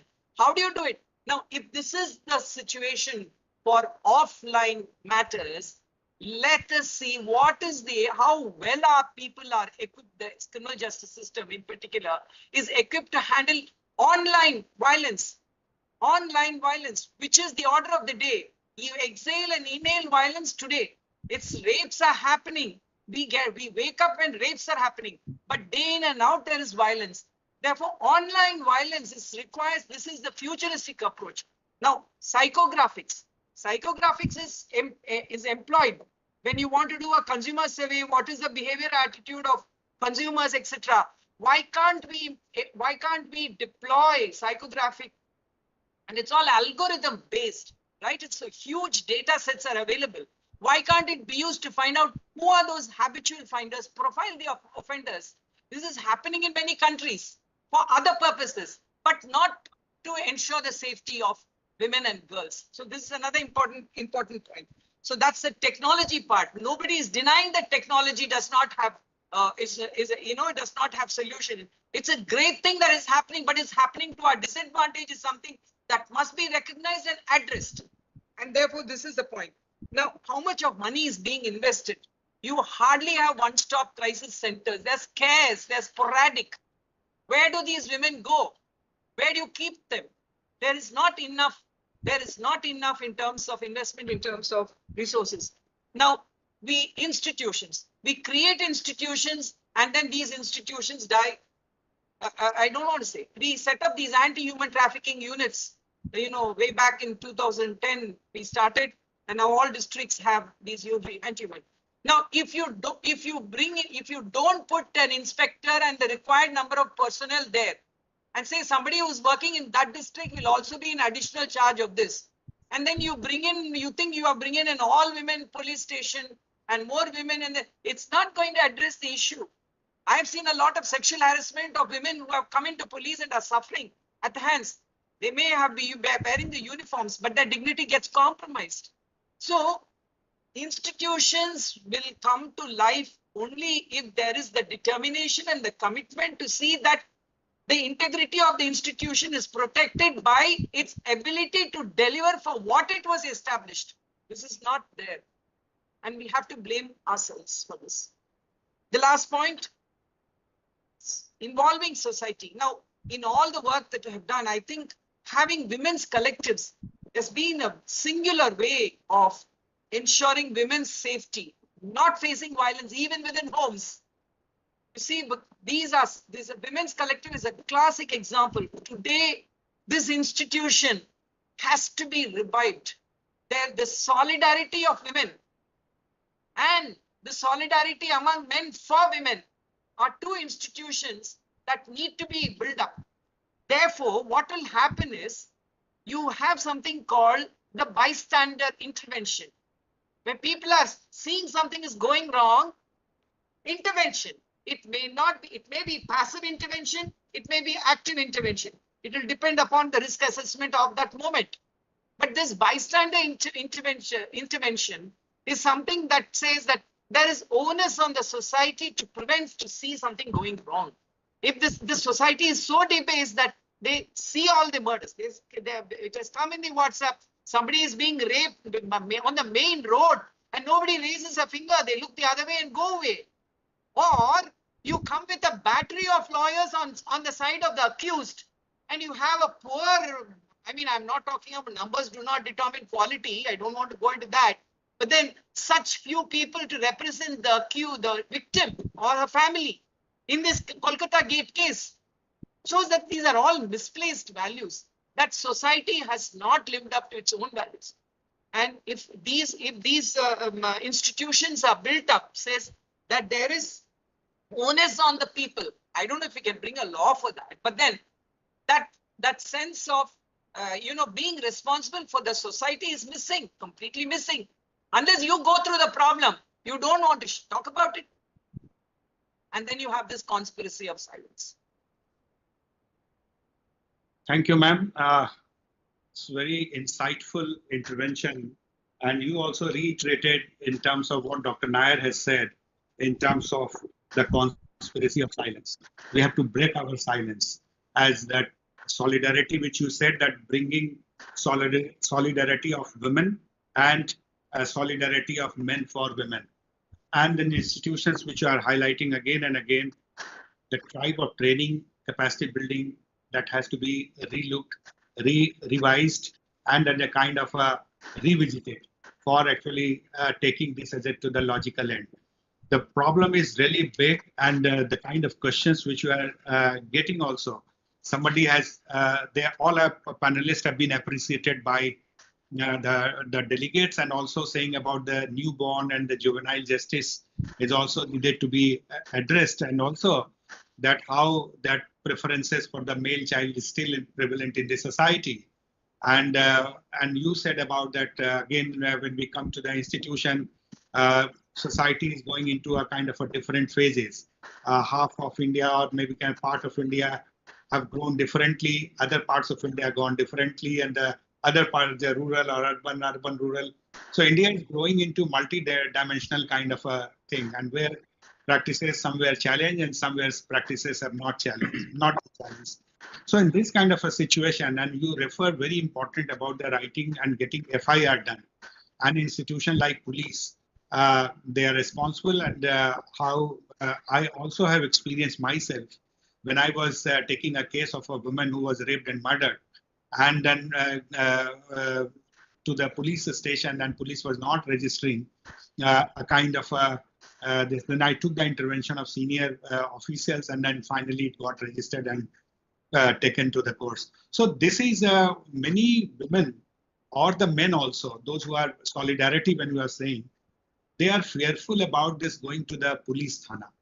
And they, so how do you see that police thana become conducive for kind of taking this kind of action in the future, whether it comes from the individual or from the family or from anybody?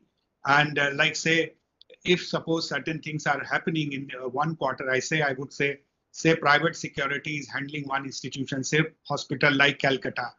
And if certain things have to happen, that who will do the FIR, whether the institution who is responsible for, like a hospital head is the responsible, or the private security agency will take the responsibility of putting the FIR. And what is the demand of the police station in such cases, like if it happens, and registering a case, and how to make conducive? Manjari madam, can you elaborate upon this, because you have been handling police for long? No, registering an FIR. Registering an FIR in the case of the private security industry or any guard or anybody who's there, anybody can register an FIR. That is not a problem. In this case also, the Calcutta rape case, if nobody had been there, it has to be somebody who has seen the incident and not somebody who has imagined an incident. So nothing stops any other person who's a witness to the crime to go and register an FIR. And now FIR can even be registered through email. You can email to the SP and register an FIR. The concept of zero FIR came after the Nirbhaya incident, which meant that in case something has happened to you in police station A, but you are not able to register the FIR, you are scared or you don't know whether you can go, and you keep running away and you keep reaching your parents in the village, and then that is a police station B. You tell your parents that this is what happened to me while I was coming from police station under the jurisdiction of police station A. Then B can register the FIR. Police station B can register the FIR. That FIR will be a zero FIR and it will be transferred to the police station where the incident actually happened. So this is one concept which came after the Nirbhaya incident. And about who can register an FIR? Anybody can register. In an accident on the road, if anything happens in a public place and somebody is a witness to what is happening, not only can they give evidence, they can even register an FIR. So your security personnel, I'm sure they are also being taught about the rudimentaries of the law sections. They are taught to them also, I'm sure. They can also register an FIR if they have seen something happening, or if they have heard that something has happened, they can inform the police station and then the police station will take things forward. So both the things can be done. Thank you, ma'am. So I would invite two discussants quickly and a couple of questions from the audience at this juncture. Dr. Avni, are you there? Yes, please. Do you have any questions or comments upon that, what the deliberations had happened so far? She is a medical practitioner. She is a medical doctor working with the government of Punjab. Dr. We can't hear you.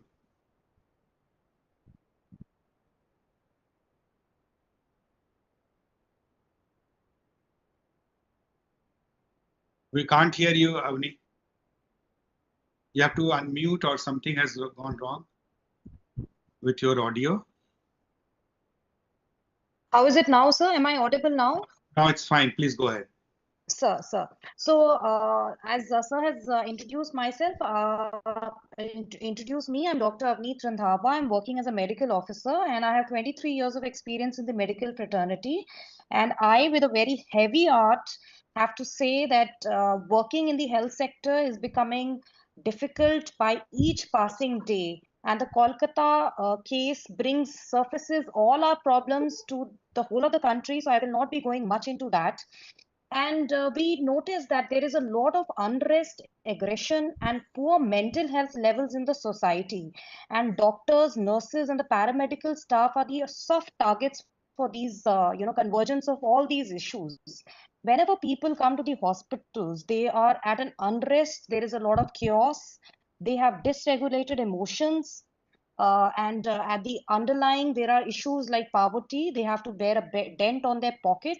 So all these things make them very aggressive in itself. And the doctors are at the forefront who have to face this, and with no punitive actions being taken against by people who do this to doctors and the nurses and the paramedical staff, the number of cases and incidences are increasing by each passing day. I have friends in my inner circle who, there is a doctor, an ENT specialist, his facial bones were fractured. And the reason was just that he told the patients to stop making a video. He had requested them to stand behind the screen. So this was all his fault was. And with no fault of doctors, we have to suffer a lot. There was a nurse in my hospital who was slapped just because the patient had an allergic reaction to a blood which was transfused.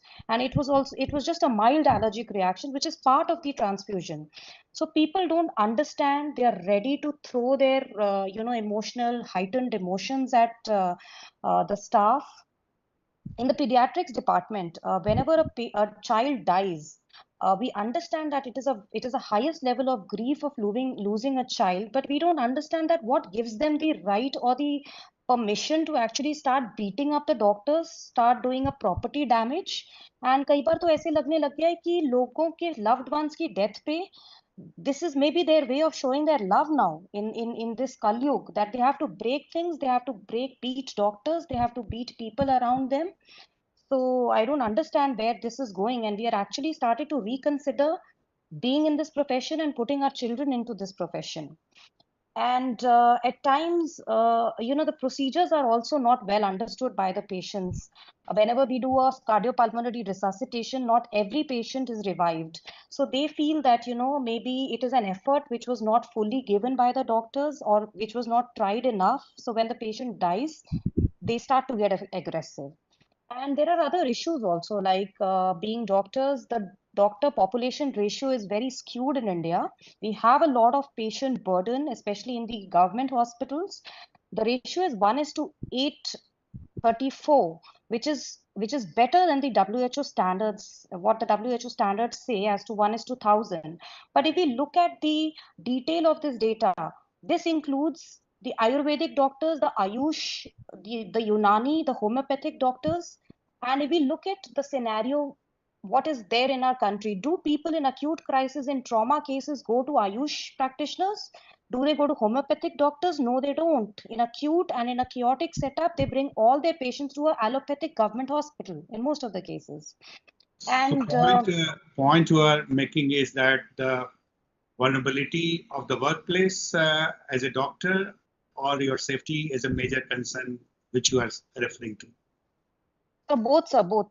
We are vulnerable and the safety as such. Coming to the safety now, the foot soldiers in a government hospital who are in the battlefield are the junior and the senior residents. And as the name says, residents. By residents we mean जो उस hospital में अपने दिन का सबसे ज़्यादा घंटे वहाँ बिताएं. So, and that place should be like home. That hospital should be like a home for the doctor because he's a resident of that hospital. He's not an employee there, he's a resident. And if we just think, we are, हम में से कितने लोग government hospital में जाते हैं अपने treatment के लिए? We cannot even be there for more than maybe half an hour. We cannot stand there. The conditions are such. हमारे hospitals इतने लाचार हालत में, इतने बीमार hospitals हैं that how do you expect a doctor or a resident or a nursing staff to actually sleep there? So most of the times we don't have doctors' duty rooms. Even if we have, they are in such a dilapidated condition. The doors, the latches don't close of the bathrooms. The windows are broken. We have peeping toms. And at times there are no beds also. So we just put our head down and we just sleep on the tables with men around. There's no privacy. We don't feel safe. The places are not warm in winters and not cool in summers. So is this a residence? Is it a resident place? Is it a home for the doctors? And the Kolkata death case, the case at Kolkata surfaces it all, that how safe do we feel. Now, as compared to CCTV, yeah, very very quickly. Okay, sir. And like I work with disasters a lot, and I teach my students, my MBBS students, कि जहाँ hazard होता है वहाँ नहीं जाना होता. And when this strike was called off, we had to obey by the apex court's appeal, and we have joined back. But a lot of my students asked me कि ma'am आप तो पढ़ाते थे कि जहाँ hazard होता है वहाँ नहीं जाना होता. These hospitals are so hazardous. There are certain places, dark spots. We have to go and fetch blood from the blood bank through all the way to the corridor. The guards who are put on duty are drinking. They sit on the stools और उसी stool के नीचे उनकी दारू की बोतलें पड़ी होती हैं. So isn't it a hazardous area that we are working at? So I don't know how this Article 21 will help healthcare workers, the healthcare staff. So if anybody can throw a light on that how we can be benefited from it and how on ground we can take the benefits of this Article 21, I would be very happy, and the whole of the medical fraternity will be very delighted. Thank you, sir. Our panelists to give their viewpoint. Another delegate who is here, Mr. Abhishek Bharti. He's directly dealing, he's a senior advocate in Supreme Court. Would you like to throw some light what Dr.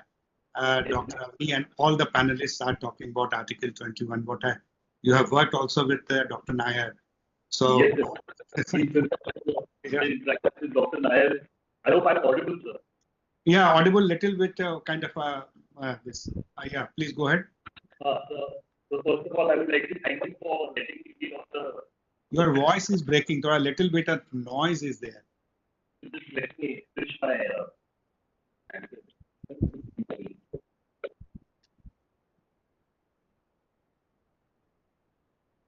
Yeah, go ahead. Is it better? Better. So, first of all, I would convey my thanks to you, sir, for letting me be on the panel, and I'm very grateful for all the insights given by the learned panelists. I just want to share my views regarding what happens in reality, how the FIR, sorry, I will not jump, and I would just want to give perspective of involvement to the trafficked children, how they are dealt with and how their investigation happens. Now, so under the ITPA Act, there are certain provisions how and when a raid can happen in a brothel, on when the police receives some tip, or there are certain tips received by the police, by the NGOs, or there are some decoy customers who go to the brothel, and when they are soliciting, then the police raids the brothel. Now, so there are certain steps which are to be taken under the ITPA Act when a raid is conducted.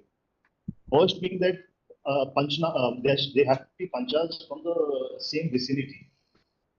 Those panchas have to sign the panchnama when the raid is being happened. Now, sir, in one of the matters that we were handling and which is still ongoing in the Supreme Court, there was a raid at a brothel in Nandurbar. This Nandurbar is a place in Maharashtra. Now, when that raid happened, there was 68 rescued victims. Now, out of those 68 rescued victims, there were 18 minors. And these 18 minors, or rather the 68 victims, they were not only from Maharashtra. They were from Rajasthan, they were from West Bengal. There was cross-border trafficking involved, that is Nepal, Bangladesh. So when the victims were rescued, you will not believe, sir, the police filed a non-cognizable report against the victims. They were charged with certain provisions of the Maharashtra Police Act. They were produced before the magistrate, and they were made to pay a fine of 1,200 rupees each. Now, once this happened, there were certain lawyers, my colleagues at Bombay, who were there at Nandurbar, who was one of them was also in the rescue operation, rather, when the brothel was raided. Now, we told the judge, now these kids were produced before the magistrate. Obviously, the magistrate charged them with the offense. In the NC, magistrate made them pay 1,200 rupees each. So then we told them what is the procedure under the ITPA Act and what is the procedure under the Juvenile Justice Act. There are two categories. There are child who is in conflict with law and child who needs care and protection. He was informed of that, but he didn't listen to it. You will not believe, sir, there was no, or rather there was an FIR only against 2 brothel keepers who were ladies. There was nothing done to find, or rather to investigate. There was no offense that who are these, there is an interstate trafficking, or rather there is a cross-border trafficking happening. Who are the real people who are behind the curtains and who are operating these operations? Now, sir, what made us happen to come to Supreme Court? Now, after these girls, they were sent to rehabilitation shelter homes. There were certain applications by the so-called parents which were filed before the magistrate. Now, that magistrate, you will not believe, he gave custody of those victims to the so-called parents, and it was always our case that these so-called parents are the traffickers. Now, so I will just stop on that point. You had made a point that there's prevalence of male child in the society in India. Now, so there are 2 districts in Rajasthan, Tonk and Bhundi. Tonk and Bhundi, whenever the parents have a girl child, they celebrate. They celebrate because when the girl child, they can sell the girl child and they can earn some money from selling that girl child. So now there were many out of these 68 rescued victims. There were many from this Tonk and Bhundi in Rajasthan. So when the custody of those victims were given back to the so-called parents, my colleagues went to the High Court, Aurangabad High Court. Aurangabad High Court did not do anything. Then we came to the Supreme Court. Now, so as I would also, as Manjari ma'am had said that the judiciary has to step in. I will give you classic examples, ma'am, where I am personally involved and there were orders passed. 2017 to 18, nothing happened. We came to the Supreme Court in end of 17. Days after days, hearing after hearing, in the third hearing, the learned Supreme Court judge wanted an update that what is happening in the matter. Please don't take such a minor view that we are just seeing the two brothel owners. What are you doing about the traffickers, the larger picture? It was still not taken seriously. Ultimately, sir, the DGP of Maharashtra was called to the Supreme Court, and this judge I have very high respect for him, Justice 𝐒𝐚𝐟𝐞𝐲. So a SIT was constituted, and so you will not believe, after that SIT was constituted, 18 people from across the country, and 10 or 12 of them being from Rajasthan, from that village, and most of them being members of the panchayat. They all were apprehended. They were apprehended by the police. Cases, more charge sheets were filed. Yes, more sections were added under the ITPA Act, under the IPC. They were all prosecuted and they were convicted for a period of minimum of 10 years. And we also managed to get an order that if any accused is arrested and he files for a bail application, that bail application should be heard only by the Honorable High Court of Bombay, and the lawyers of the NGO may assist the public prosecutors. So now, of the aspect of the different branches of a three-tier system: executive, judiciary, and the police machinery. Now, I suppose it is not only the police officers who need to be made aware of, it is also the public prosecutors who need to be made aware of the provisions under the ITPA Act, under the Juvenile Justice Act. So day in, day out, I don't handle many of these matters on a regular basis, but I handle few matters for certain NGOs. Just being passionate, that's what, at least it gives me some happiness going back home and that we have done something good for the society. So I think so day in, day out, I think what happens in courts when these victims are rescued. So you will not believe, minors are produced before magistrates. Minors, as a minor comes before a magistrate, he or she has to be sent to the Juvenile Justice Board. The Juvenile Justice Board has to see whether the child is in conflict of law or is in need of care and protection. There are home inquiry report has to be conducted. There are so many steps that have to be conducted. And none of these are followed. And on a regular basis, the magistrates are exercising jurisdiction even over the minors and even over the majors and who are in need of care and protection. Now, sir, training is needed for everyone, not only for the investigating machinery, but also for the public prosecutors and also for the judges at the lower district level.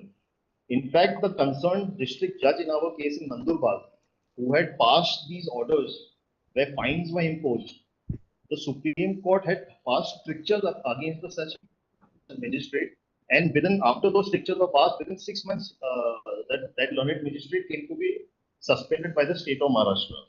Now, sir, one more aspect that I want to share is the cooperation between investigation agencies of different states. I personally see, I don't want to be very cynical about it, but I don't see much of cooperation between the interstate police where the trafficking cells are there. I just saw during the discussion, I saw there were advisories issued by the central government, by the Home Ministry department, by the Ministry of Home, anti-trafficking cell, where they are saying that there should be cooperation between the state machineries. Now, I suppose that is needed, sir. Now, one more thing that I wanted to talk about is, right, there are scheduled offences under the Prevention of Money Laundering Act, where the ED comes to picture and where ECIRs are lodged on predicate offences where FIRs are filed. So have we ever, at least I have not come across, an ED case being registered in a ITPA offence where trafficking is happening? So can trafficking happen only because of those people who are at the lower level sitting in that brothel, managing that brothel? It cannot, sir. Thank you. Thank you very much. We are running short of time, but it's a very important intervention you made, and also you made about training is just not needed to the police or the investigating agency, but you also refer to the district judge and the public prosecutor. And so I just want to add one more thing to what Manjari ma'am had said. Now, Article 20, that why does why do people get convicted and cases go on for years and years? Article 21 reads, no person shall be deprived of life or personal liberty except according to procedure established by law. Now that procedure established by law is also for the victim and also for the accused. So accused, our criminal justice says that beyond that accused cannot be convicted, he has to be, the proof has to be beyond reasonable doubt. So, and there are loads and loads of witnesses from each side, from the prosecution side. So, yes, it takes a lot of time. I agree to that, but this has to be resolved. Thank you, Abhishek. Just two more insight has come up. So now I will hand it over to the panelists for the last comment from their side, as that Mr. Dilip Kumar from ICE has mentioned about that rape is a heinous crime, that culprit must be tried in a speedy manner to send strong message to the society. And also appreciate that. Another is that really appreciate Bhamati ma'am, her views and are very expressive and very crucial. And it's a newborn and again juvenile things which have come up and many other appreciations which have come up. So final a quick last comment from Dr. Nair, then I'll go to then Bhamati madam. Dr. Nair. Thank you. My video stopped. Anyway, I hope I'm audible. Yes, sir. You are audible. I appreciate what Dr. Avineet and Mr. Abhishek Bharati said. We want youngsters like you to take the mantle forward, and I'm sure you can make a difference. Mr. Abhishek, I would like to be in touch with you. And this seems to be a tragedy of errors and a travesty of justice in the whole case study you mentioned. Amazing. It's a lot of learning points. I'm so happy you're fighting till the last court. Very good. Keep it up. We can work together. And Dr. Avineet, your disaster management part, let's be in touch if we can be of any help to you in working because I spent my last bit of my career on as a DG of the NDRF, and a lot of work has been done, especially on gender and protecting the rights of the people. That being the case. Now, coming to the issue of Article 21 and implementing Article 21, I have mentioned in my presentation itself what are the carry-home points I would suggest, and I would like to take it forward. One is the proactive work, other is the reactive work. The reactive work is about the empowerment of the agencies. We have hundreds and hundreds of training programs, but most of the training programs are only telling what the problem is. And the training programs are not capital N, not focusing on the method of action. How do we investigate a case? How do you communicate to the victim? What is the skill for of communicating with the victim of crime? What is the skill for interrogating a person? It is not markpeat. Everybody thinks markpeat, maro peet, khatam karo. Aisa nahi hota hai. So that's sort of a professional art of investigation skills, interrogation skills, listening skills, observation skills, documentation skills, technology skills. These are never ever taught anywhere. You please take it from the curriculum of the National Police Academy also. And there it is all the same old style they are still going on, because there is some serious mentality there not to adopt to change. So therefore, the recommendation can be given that skill-oriented, sensitivity-oriented, the training program shall be of the law enforcement, of the administrators, of the judicial authorities, of the prosecutors, all caregivers has to be done in a focused manner. That is one part. Number two is about the speedy trial. The court, the judge should not think he is a judge. He is a presiding officer. If the President of India wants something to be done, he will summon the Prime Minister. So here the presiding officer of the court has to do that. We have hundreds of examples from Madhya Pradesh, where one person who, a director of prosecution, took an initiative. He is retired now, IPS officer, and he had a spate of crime. Around 12 to 13 rape crimes convicted in a matter of 15 days. 12 to 13 rape crimes convicted in a matter of 15 days trial. Everything happened in 15 days time. So it's possible. If the judge wants, it can be possible. We need a proper prosecution system. It's all possible. We have wherewithal with us. We have the systems with us. What we need is the initiative. The trigger factor is missing. If people like Avanith and Abhishek come up and youngsters can take the mantle forward, we all oldies will support you, and we can. I'm 100% sure that things can change for the better. The issues will come, but we can prevent a lot. We can prevent a lot. If the hospital in the Calcutta was a haven for all sorts of crimes, including drugs and sex and corruption and everything, why nobody noticed? Who is supposed to? What is the vigilance head of Calcutta West Bengal police doing? That person should be sacked first. The vigilance commissioner should be sacked first. Send him home. Why should we come and salary to fellows if we don't know what is happening there? So much corruption, so much anti-national activity is happening there. The agencies concerned, including the state intelligence agencies, and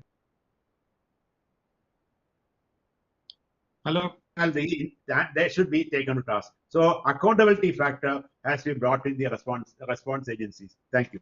Thank you, sir. Thank you for bringing proactive and reactive, and then bring a madam. Manjari madam, are you there? Probably got disconnected. Bhamati madam, can you give your last comment on that?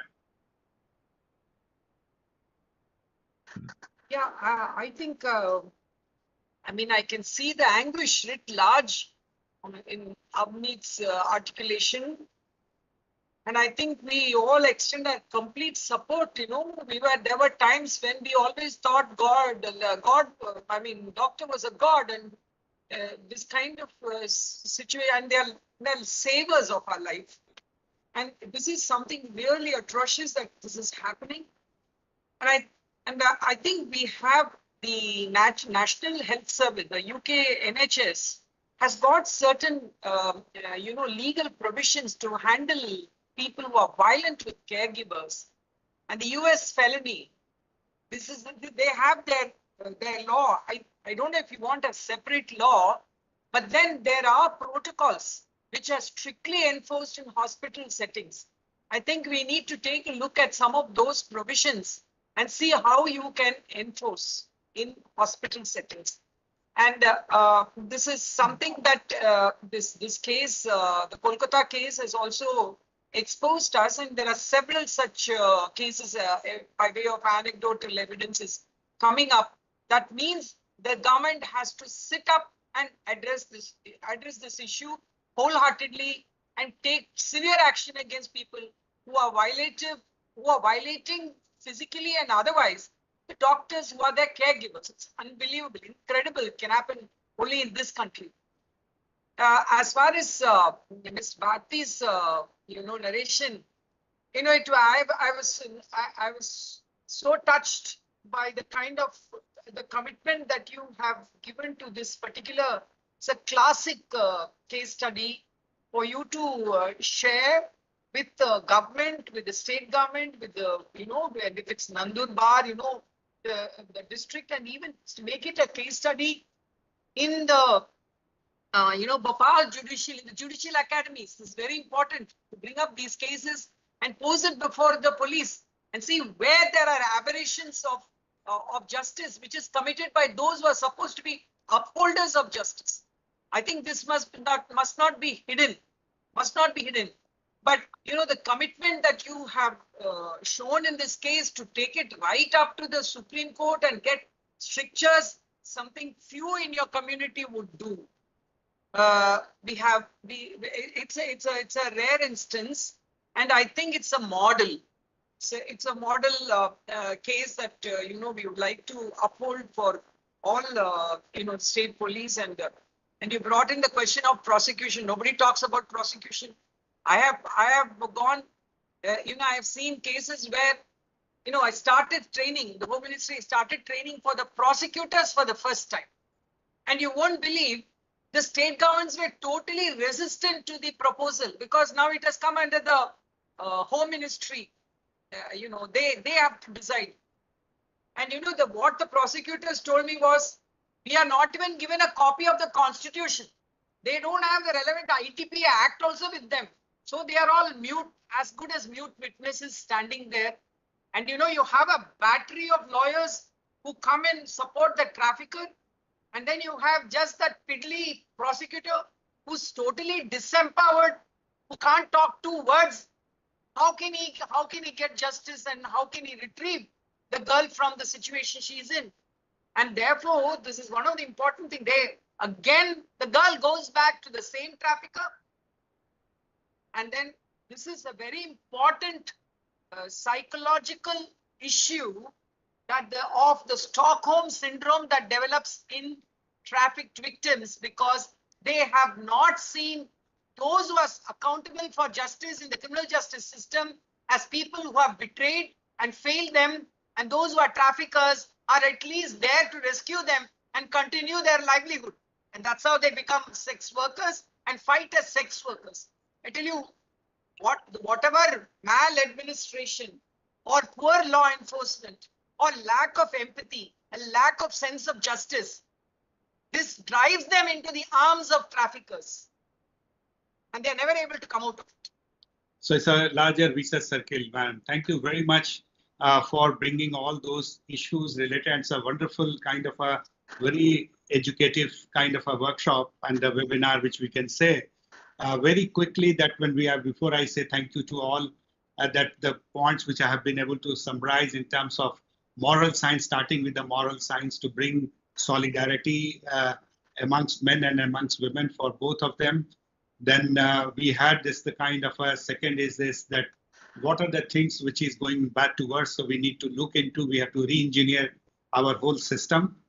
The third very important point emerged as a kind of we have to improve our legal system, then we have societal change, then collaborative engagements that we require.